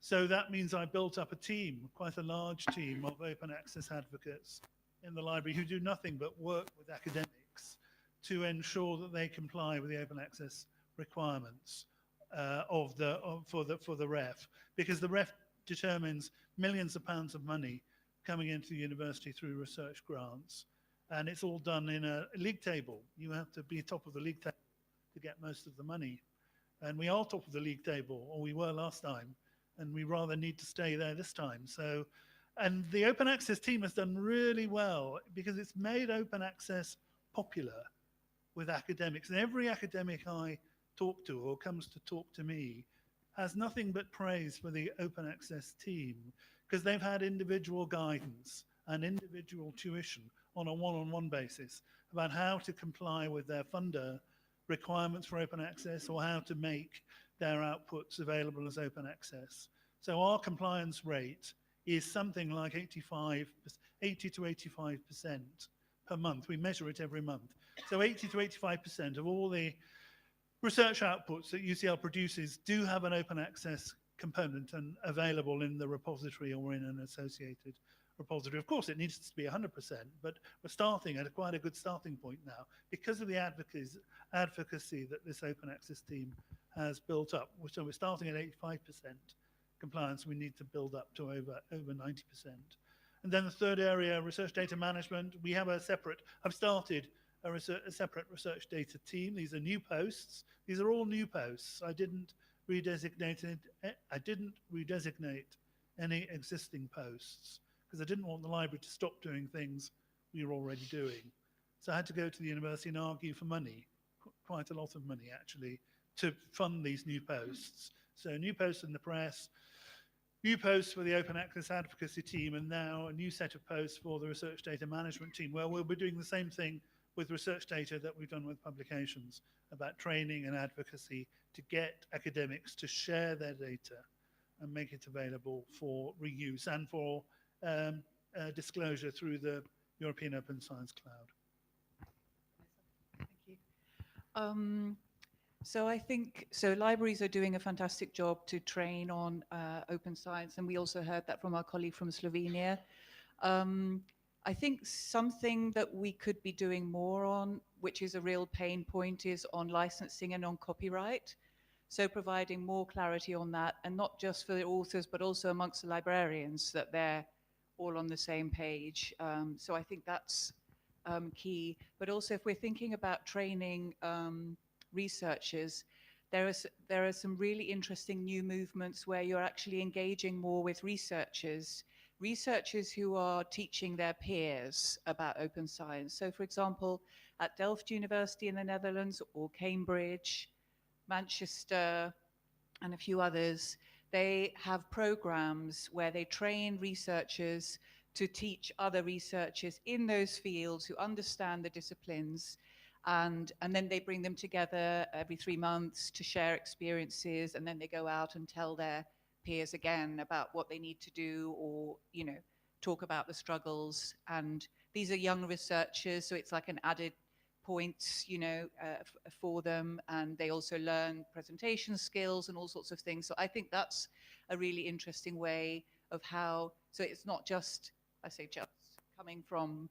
libraries necessarily, but also we can train the trainers, researchers, to spread the word. And I think that's really key, because you will be listening to your peers most quickly, probably, or more quickly than perhaps externals. Is there anybody else who would like to, Miro? I would just like to point that we have to do and to operate with small steps, and the things is going like, snowball. For example, we started, I would say 2 years ago in our library with information service just in the field of open science, just to supply researchers. They can call and they get information about embargo, about licensing, etc., etc. And we started with one lady, Maya Vichar. And now we are in process of employing just in the middle of December. We will employ one additional colleague, another staff, to be formally a part of interlibrary loan. However, interlibrary loan requests now are strongly decreasing.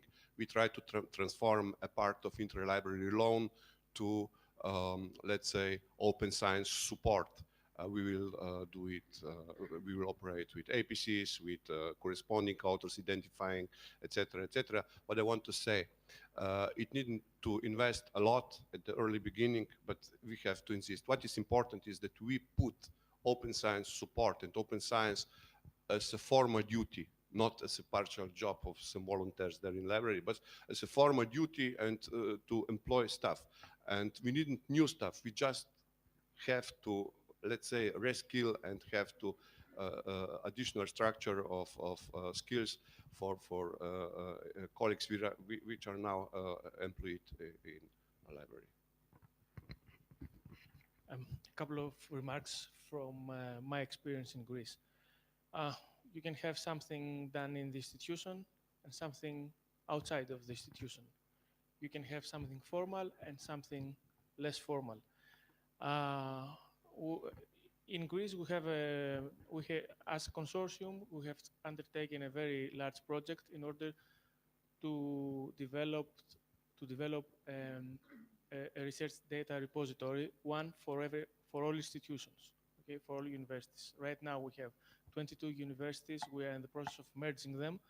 So we expect at the end of this process, we will have 15, 16 public universities in Greece. Okay, so again, we are talking about one repository for minimum 16 to 22. Then there we said that, okay, we will develop something. However, we need to make our staff know a couple of things. That's why I was hit by the phrase train the trainer. So one of the first steps that we did in parallel with the development of the repository was to train our staff. So we are in the process, we had a tender, and we have people from abroad who will come and train the Greek librarians how they will deal with issues of research data management. So, okay, we can read a lot, we can watch webinars. However, the experience of people on the physical level, it's very important. So this is outside of our university. This is something that comes from our consortium. I don't know, for instance, if in Serbia, I suspect that you have something, collaborative scheme like a consortium here.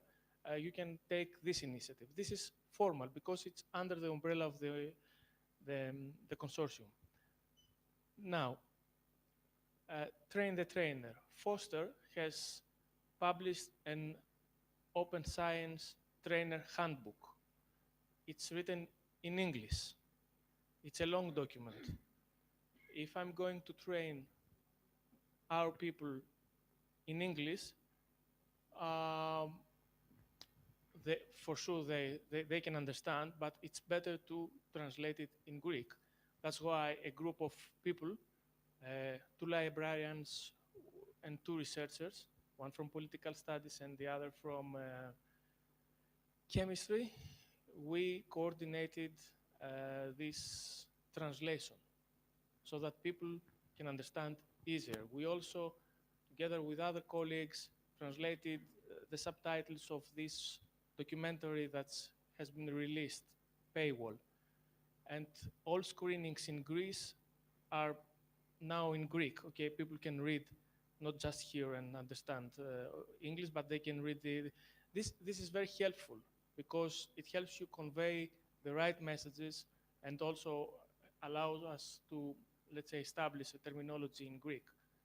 And people appreciate that. I mean, our researchers, when they saw the documentary with Greek subtitles, were much more comfortable watching that. But this was informal, okay? This was not done by the university, this was not done by the consortium, this was done by a group of individuals who said, okay, we will dedicate some of our free time in order to do it. So somebody who has the knowledge also has the responsibility to transfer this knowledge. Okay, so it's up to him or her to examine how this knowledge transfer will happen. So see that within your university, outside your university, with your colleagues, with other colleagues.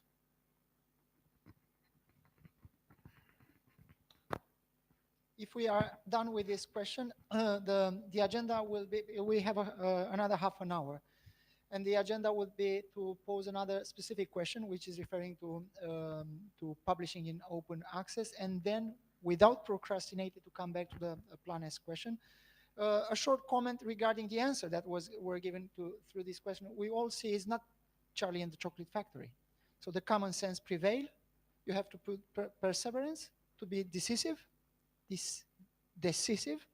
in this, and start doing it. So now we go back to Slido. If there are no questions coming directly from the room, there is. Oh.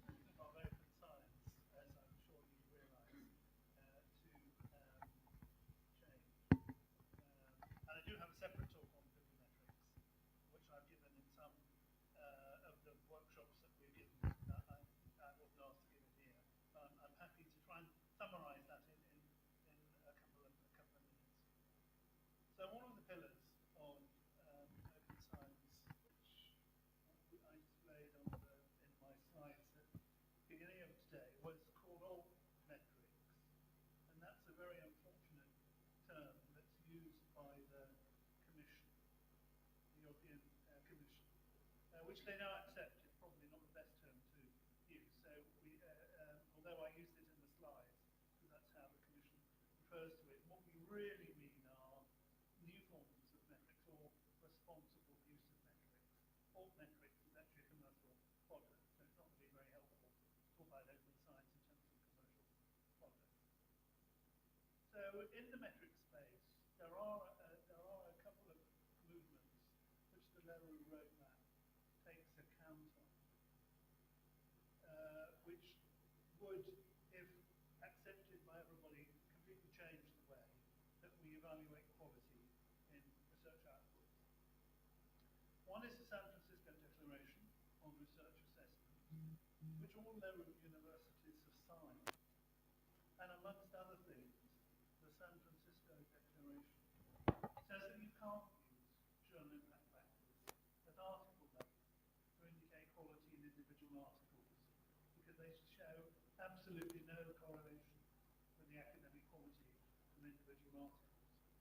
The second statement, which the Leroux roadmap accepts and is built on, is the Leiden Manifesto on responsible use of metrics.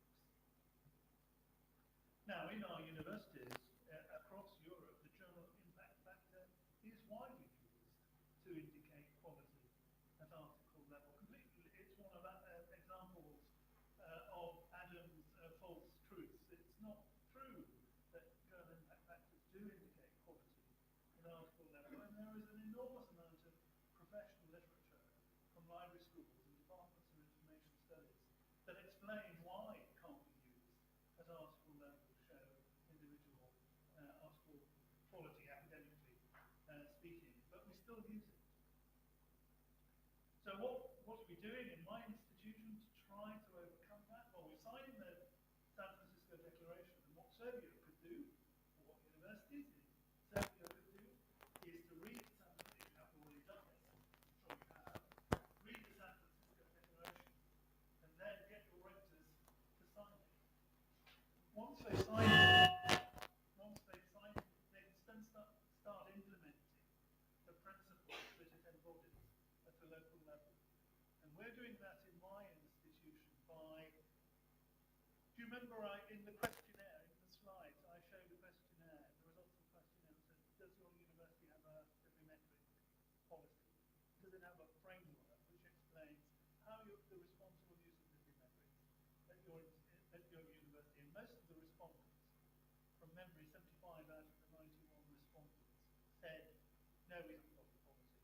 Although the other 20 said, yes, we're thinking about writing one. Well, my university is one of the 20 that is thinking about writing one. I've written a bibliometric policy, which does build on the San Francisco Declaration and the Leiden Manifesto, and says you can't use the JIB, or you shouldn't use the JIB for journal impact factor for measuring quality.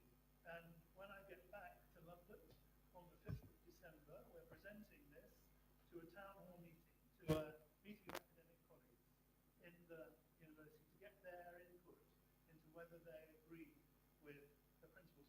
Most people I've talked to, because I've done a fair bit of consultation over the summer, I've spoken to all 11 schools in the university.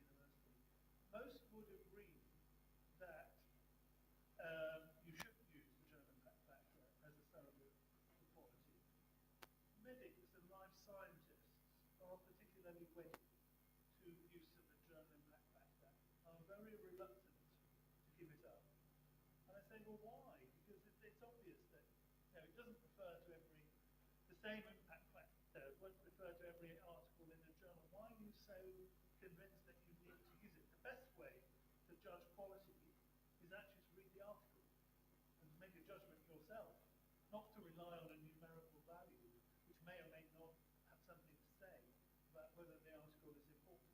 The reply from the life scientists and the medics, and I'm sure this is common across universities in Europe, is there are too many papers in medicine and life science to read, and I'm too busy to read them. It comes back to Adam's slide, and if you read everything that was published in a certain subject area, you'd spend all your time reading and no time doing any research, and you'd be dead or resign or retire before you finished reading So the shortcut that medics have used is to use journal impact factors and say, I rely on those because I haven't got time to read everything.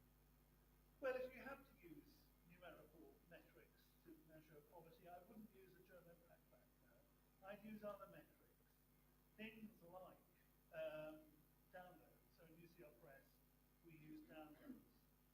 And citation counts, particularly field-weighted citation counts, which take account of citation practices in a particular subject area. Those are much better. I still think reading the paper is the best answer to judging quality, but if you really can't read everything, and people are not going to stop publishing, we in the open science world are going to have to replace the GIF with something else. So things like downloads and field-weighted citation counts are probably the closest I can get to at the moment for saying you could use that, but it doesn't. But even then, it shouldn't replace individual judgment.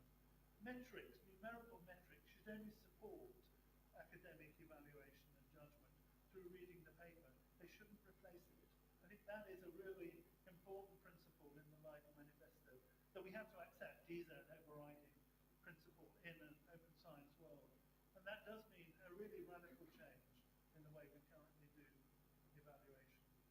I've spoken too much on stuff. I'll let somebody else speak. Actually, you can keep the mic if there. Okay, sorry. Sorry. Just to add that there are some copies downstairs that I brought from the recommendations document that our working group of metrics published this June. So there you will find the work of good colleagues who recommend what we should do in many cases regarding metrics. You will find plenty of solutions. The good thing with this document is one of those that exhibit that what I said in my presentation. There are certain levels of libraries. Some are more advanced, some are more novice on new in a field. So you can find recommendations independently, regardless if you are a novice library in this area, in the area of metrics, or an advanced one. So you will find many things for you there. If you don't find copies, you will find it definitely uploaded on the web, and you can download it. But I brought specifically some of them. If it may be a good time to go for another specific question, which is, can you tell us if the process, again, without procrastinating, Plan S, and I really want to go back to that, but there is a good opportunity to answer to something very specific.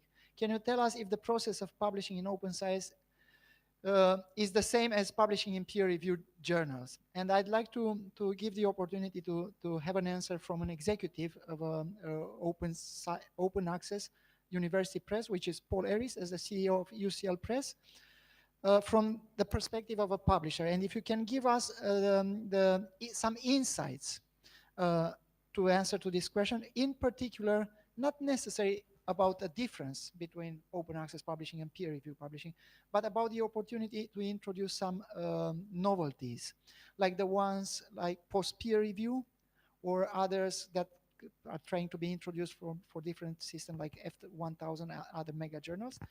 And after Paul, if there are anybody else who wants to answer maybe from a perspective of an author. And then we'll go to the Plan S.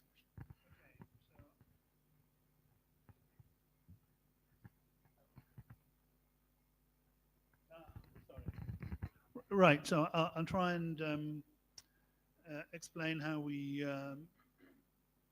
use peer review processes in UCL Press.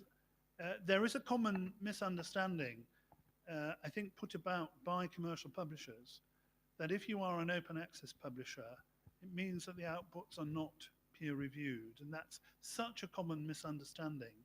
I don't understand how it can have happened, but you will find many academics saying, oh, I'm not going to publish in open access because it means it's not peer reviewed, and that therefore academically it's not as valuable as publishing in a commercial journal.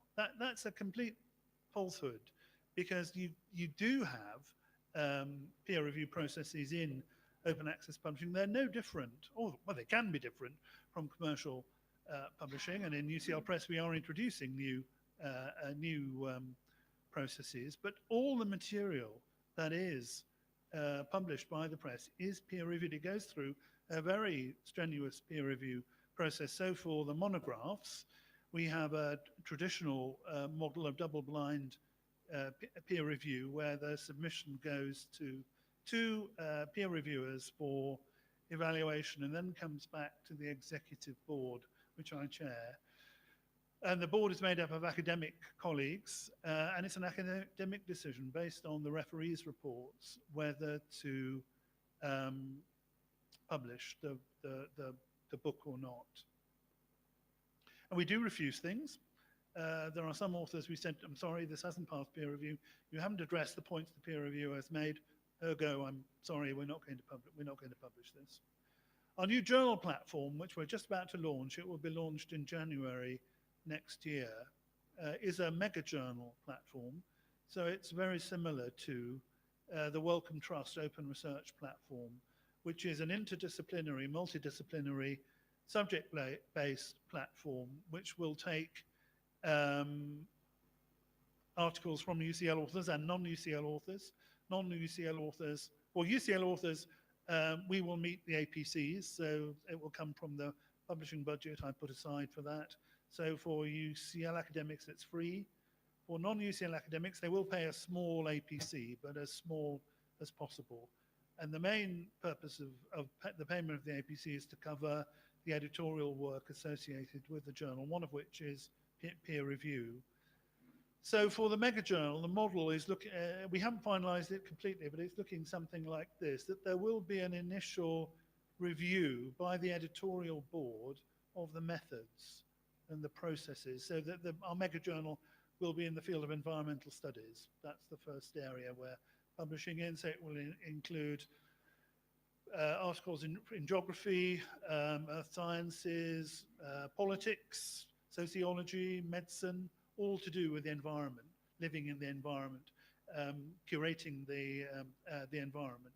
For peer review, there'll be an initial review by the editorial board of processes and methods to make sure they're rigorous, they meet the requirements of research integrity. After that, it will be immediately published as a green open access output in a separate green repository attached to the journal.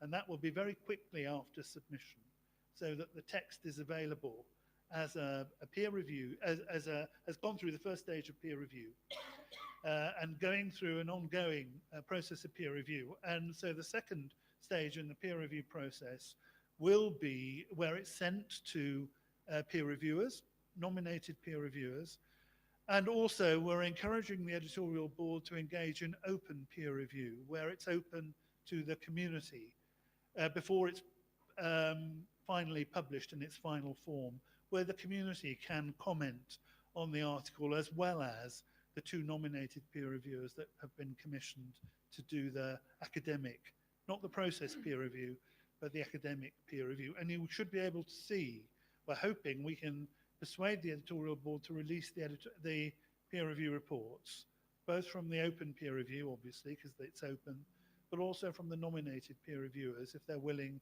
to share the text. We're trying to work with the academic community to persuade them that this is something they should do. This is a move in the right direction to completely change the way you publish. So peer review is absolutely embedded in the process, in the mega journal platform that we're going to launch. The quality of the peer review, I don't mean in terms of excellence, but the form that it will take is dependent on the level of academic acceptance of new ways of working.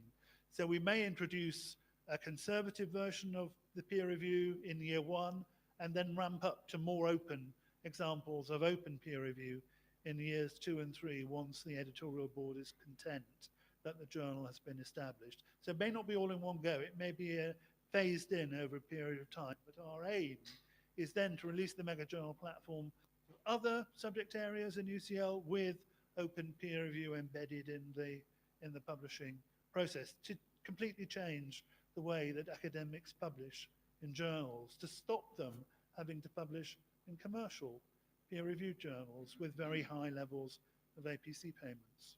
That's the idea. I think we can.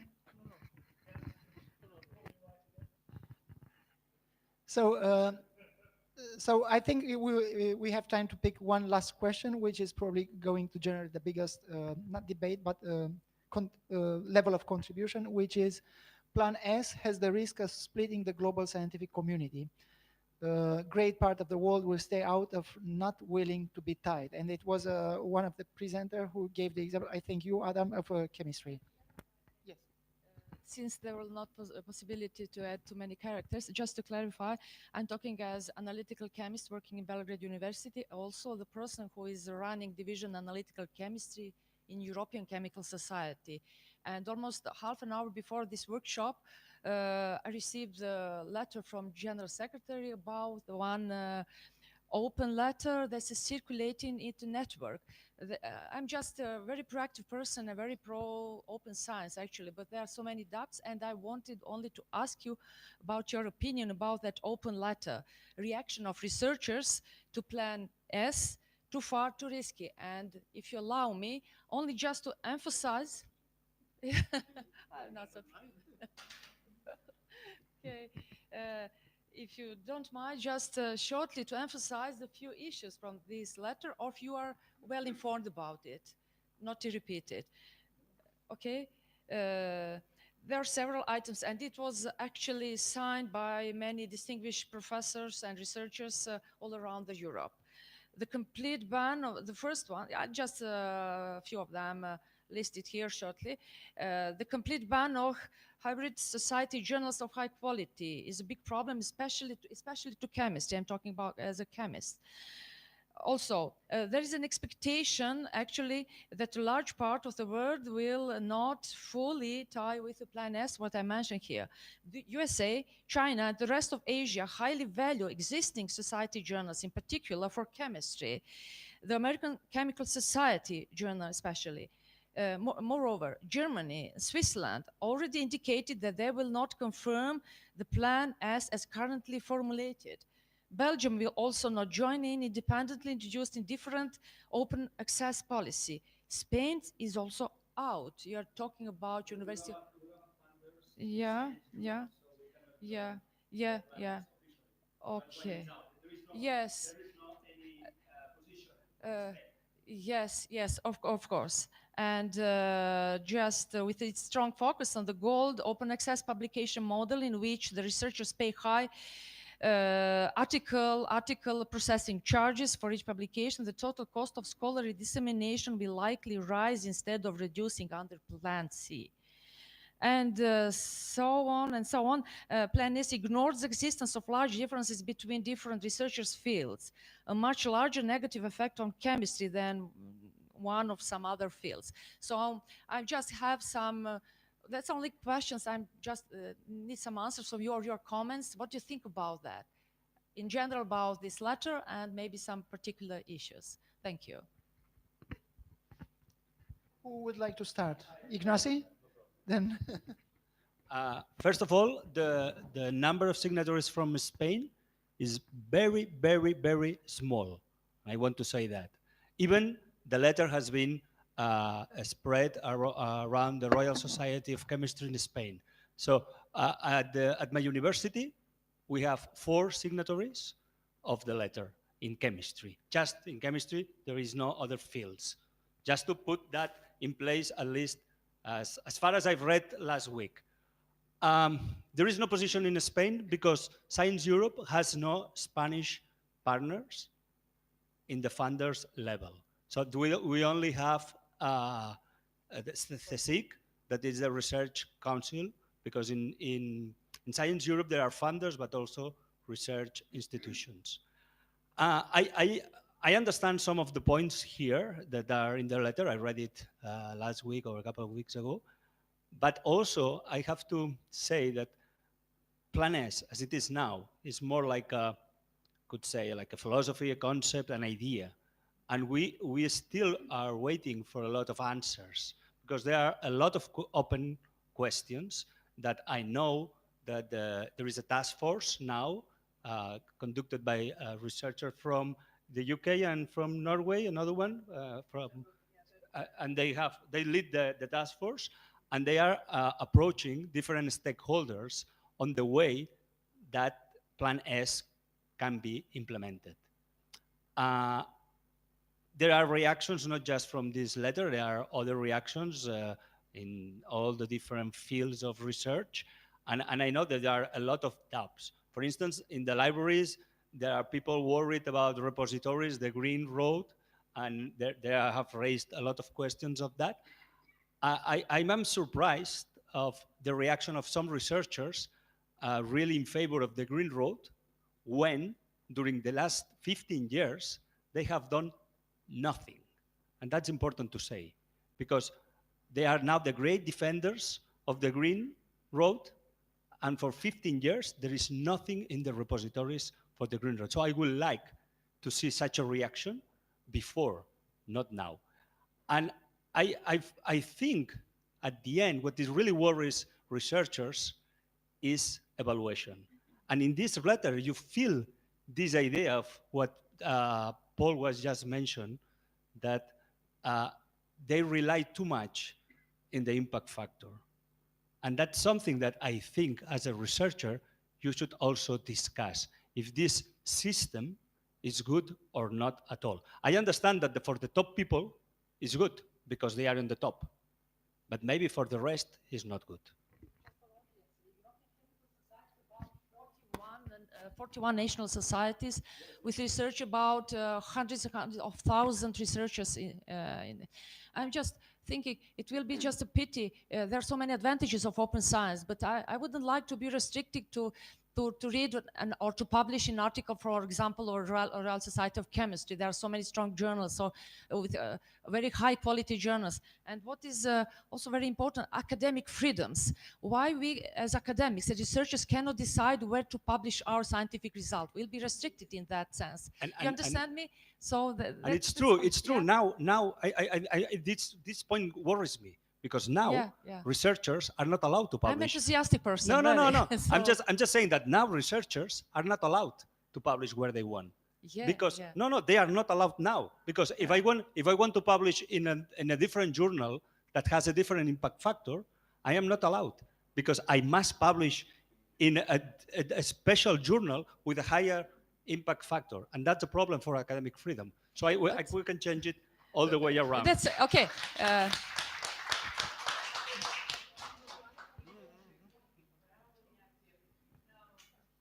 So I'm going to try and keep this short, but so I think it's really important that we have these strong principles, and that the devil is in the details. So they are working out, the task force, on what does a platform mean, do they include green or not, etc. And we, Spark Europe, we've also submitted a 7-page implementation guide on issues that they need to address and how libraries can support them.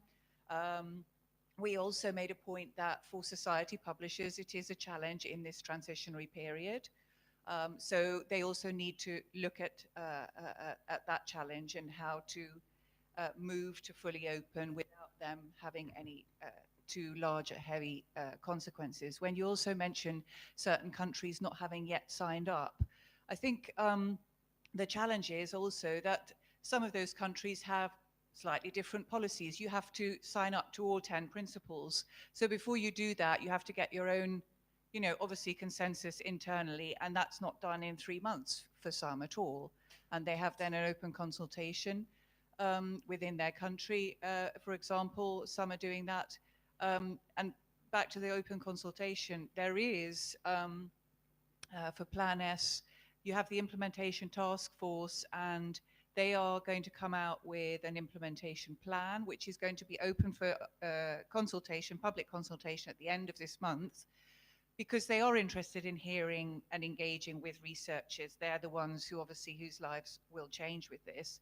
But I think the message also is enough, yeah? So we need to, there is no transition to open access. The hybrid journals are continuing. The APCs are going up and up. This needs to stop. And this is a way of doing that. And of course, it's going to ruffle some feathers. Yeah, I don't know whether you know that expression, but yeah, you will have kickback on this. But this is significant change. This is big. So of course, that conversation has to be had. But just because it's difficult, it's not that we shouldn't be doing it. It wouldn't be easy, okay, but we Yeah. have to do it. I understand that. So I just to conclude, I'm not against that. I'm not against that, but just only too many questions. Thank you. I haven't read the letter, so I can't comment on the individual points that have been raised in the letter. Although I do recognise from the general descriptions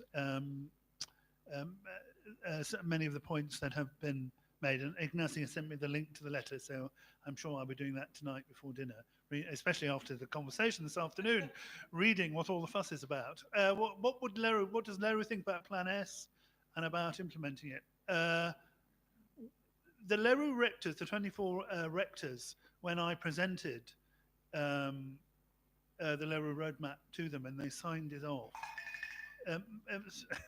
made a number of points. They recognize that the use of hybrid publishing as a transition to open access had completely failed and that it hadn't changed the market. We have done studies in my country, in the UK, through the JISC, to look at the impact of hybrid publishing on the rates of transition to OA. And in practically no case had hybrid journals led to a meaningful transition to open access. So the Leru rectors have said enough is enough, and Plan S is a timely kick in part of your anatomy, which I can't mention, to tell you that the current arrangements for moving to OA have completely failed, and we need a new start. Is this version of Plan S the right plan to give it the kick, open access, the kick that it requires to deliver a fully open access world? Well, the Leru rectors had a number of concerns, and I voiced them on their behalf to Robert Jan Schmidt when he came to present Plan S to the directors in earlier in the year. The deadline for 100% transition of January 2020 is completely impossible. I mean, it is simply impossible. I chair the negotiations for JISC collections in the UK, where we negotiate subscription deals with publishers. We couldn't possibly renegotiate 100 deals with commercial publishers between now and the 1st of January, because it will take years to do that. So the timescale is completely wrong. That's not a bit like Adam's video, am I 7 foot tall or am I 4 foot tall? It's completely impossible to turn all these subscription deals into fully open access deals by the 1st of January. The rectors are also concerned at the impact on academic culture of this sudden, very direct change where 75% of current publishing outlets wouldn't be available for publishing under Plan S, or at least as we understand how Plan S is going to be implemented, because they wouldn't meet the criteria that Plan S has set down. And that's a big shock to the system. The rectors aren't saying that the system doesn't need a shock, because they think it does, but whether this is the right thing to do, we wait. So the Leru rectors are holding their judgment until they see the implementation plan. And I'm going back to Dublin in Ireland on Friday. I have to leave our Focus on Open Science workshop in Vienna on Friday lunchtime to go to Dublin, where the rectors are meeting with the Commission to discuss Plan S. So the conversation I'm hearing today and the points you're making, I will be able to take forward as part of the. I've been asked to respond to Leroux, to give Leroux's response on Plan S. I'd say one more thing about learner societies, and I'm going to hand over to Yanis.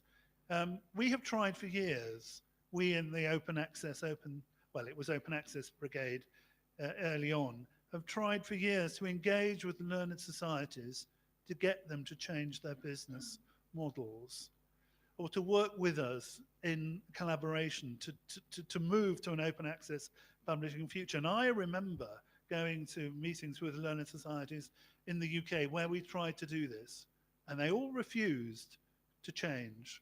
So for them now to say, this is going to damage our business, frankly, I couldn't care less, because they have had plenty of time to change, and they have not changed.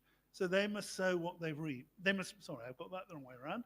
They must reap what they've sowed. They've refused to engage, and it's a bit late now to say it's going to damage what we do, because we have given them plenty of opportunities to change, and they haven't.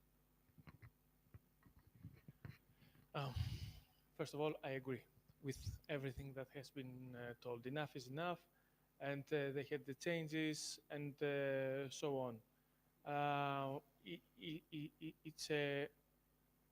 It's awkward for us, especially for economies like Greece, okay, that these austerity measures and this economic crisis. But I understand that the economic situation is not better in other countries, okay, regardless of the figures. But it's very difficult for me to explain to scholars in my university that no, I will not pay 50 euros to get back the article that you have published in a commercial publisher and you don't have a copy to that. Because we get this kind of request. Somebody is publishing a paper somewhere, but he's not having any right over his own work, and then the public university has to pay another 50 euros to take back what he produced. Okay, so we have to find new ways, and I agree that Plan S, at least in this stage, it's just a set of principles. We need to wait for the implementation plan, and it might be rude to say that enough is enough, and you had your chances, but it's the actual truth. We are getting paid not to, and this might be even ruder, we are getting paid for the public good, not to build the agenda and the personality of individuals. So we see flaws in the system. We need to change the system. Somebody will be dissatisfied, but we are doing that for the greater good, okay? So I saw only a handful of Greek researchers have signed this letter, and again, nothing in this world is even, it's equal, okay? Everything is unequal. I mean, for instance, since you are in the chemistry area, there are countries who have read and published contracts in the Royal Society of Chemistry, and they have an advantage over Greece or Serbia or other countries. So how that, I mean, we are searching for equal opportunities through Plan S, but everything else is unequal. So nothing is equal. We are disturbing the waters in order to make new opportunities to appear to others. So we have to wait. I mean, and this, reaction and many other reactions, to me, they are very rushed. People didn't wait to see that happening and to see what are going to be the results. And to me, it's a very conservative approach to something as bold as Plan S. Please give me 5 minutes, if possible. First of all, I would say that at the same 5th of November, Wellcome Trust accepted a new strategy. The point 1, no embargoes. Point 2, Creative Commons BU only. Point 3, no hybrid. Point 4, preprints mandatory for public health research. And point 5, Wellcome founded organization must sign DORA assessment, DORA declaration. What does it mean? Wellcome Trust is one of the biggest, if not the biggest, funder of research in the field of medicine. At the same day, Bill Gates Foundation also joined to Plan S. And now under Plan S, something very near of 18 billions euro is now the amount which is under those organizations. But what I want to say, I want to ask you as a respectable researcher, and I respect those concerns by chemists. But what I want to ask you, I will put a question about academic freedom. Does it academic freedom that you publish articles without any, let's say, benefit, without any charge for free? Absolutely. Does it academic freedom to do peer review for free? Does it academic freedom that your institution should pay your article, which is published in a journal with amount which could be proposed to your research?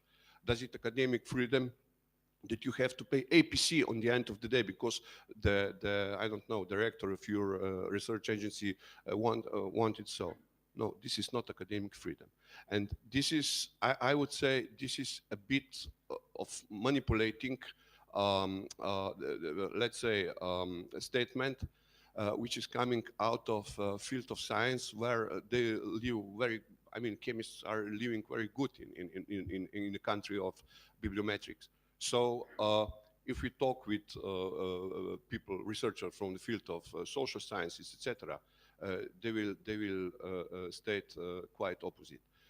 And Plan S is nothing more than only very simple statement. It's enough. It's enough. The scholarly communication, as it is today, with hybrid journals, it's the most, how can I say, the most violent thing, and it couldn't be compared with violence where researchers are not able to pick certain journals with high impact factor. No, it's enough, and this is very clear message. And it will be very interesting what will happen in the next few, let's say, months and years, and we have to do step by step with all those things we met today, advocacy, etc., good skills. But I'm sure that in the next few years, the open science will function in this way that we talk today. Subscriptions will be end. I'm sure. Probably I will meet you in the next 5 years maybe, and we will see, but I'm sure that because it's simply not sustainable anymore. We are not able to pay so much.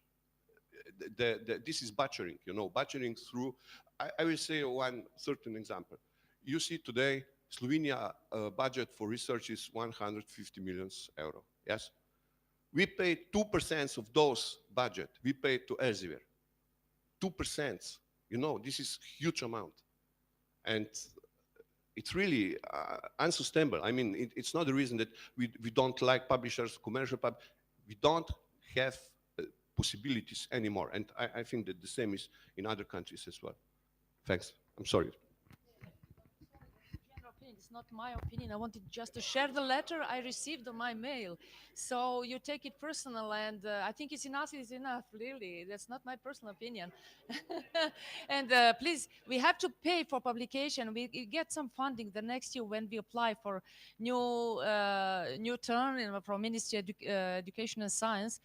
I'm just afraid that the large share of that money will go for publishing our work. And I'm just worrying, will something left for research?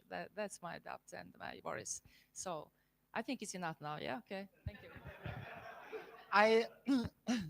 if that's enough, I will call it a day, not before making three last comments and announcements. First of all, don't forget University of Belgrade is part of what is called CE7, which is the partnership with LERU. That's not little thing. So please use this partnership to create further partnerships in Europe and to create agenda for change, if you'd like such an agenda. Please get in contact with your colleagues from who is there, from Ötvös Loránd, from University of Warsaw, from University of Tartu, University of Zagreb, University of Ljubljana, and is there anyone else? So this group is an important group in Europe, and it's a high recognition to your institution. Yes, you are right. So this is one remark. Secondly, when we started this day, Adam and his colleagues said, "Oh, look, we started with a bit of delay, but please take it is normal. It's Western Balkan, or maybe you mentioned Balkans, and everything will flow nice, and just let things flow and so on." I would like to make actually a remark here. We started with a delay, but we are back on schedule, and we are 2 minutes now before calling the academic quarter, which was proposed by Yanis. And coming from a Greek culture, he has all the rights to propose such such concepts in the academic world. So it was a very high and disciplined meeting today here, workshop. It wasn't more exotic or less important than any other meeting that we had before. The level of engagement, the questions that you had, and the reactions that you had, including the on-spot applauses that you gave to Ignacy before, and many other things, showed how important, how serious you treated this event, and it was an absolute pleasure to be here. It is actually not a surprise, a pleasant surprise. It was a confirmation that what I understood was actually the expectation from all speakers here, to find such an interested, serious, well-engaged community.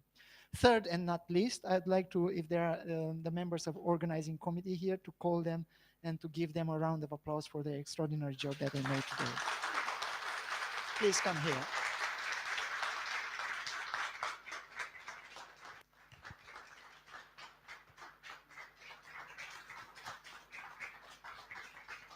And this is a little thing and a bottle of wine that you can have over the Christmas, for a Christmas party.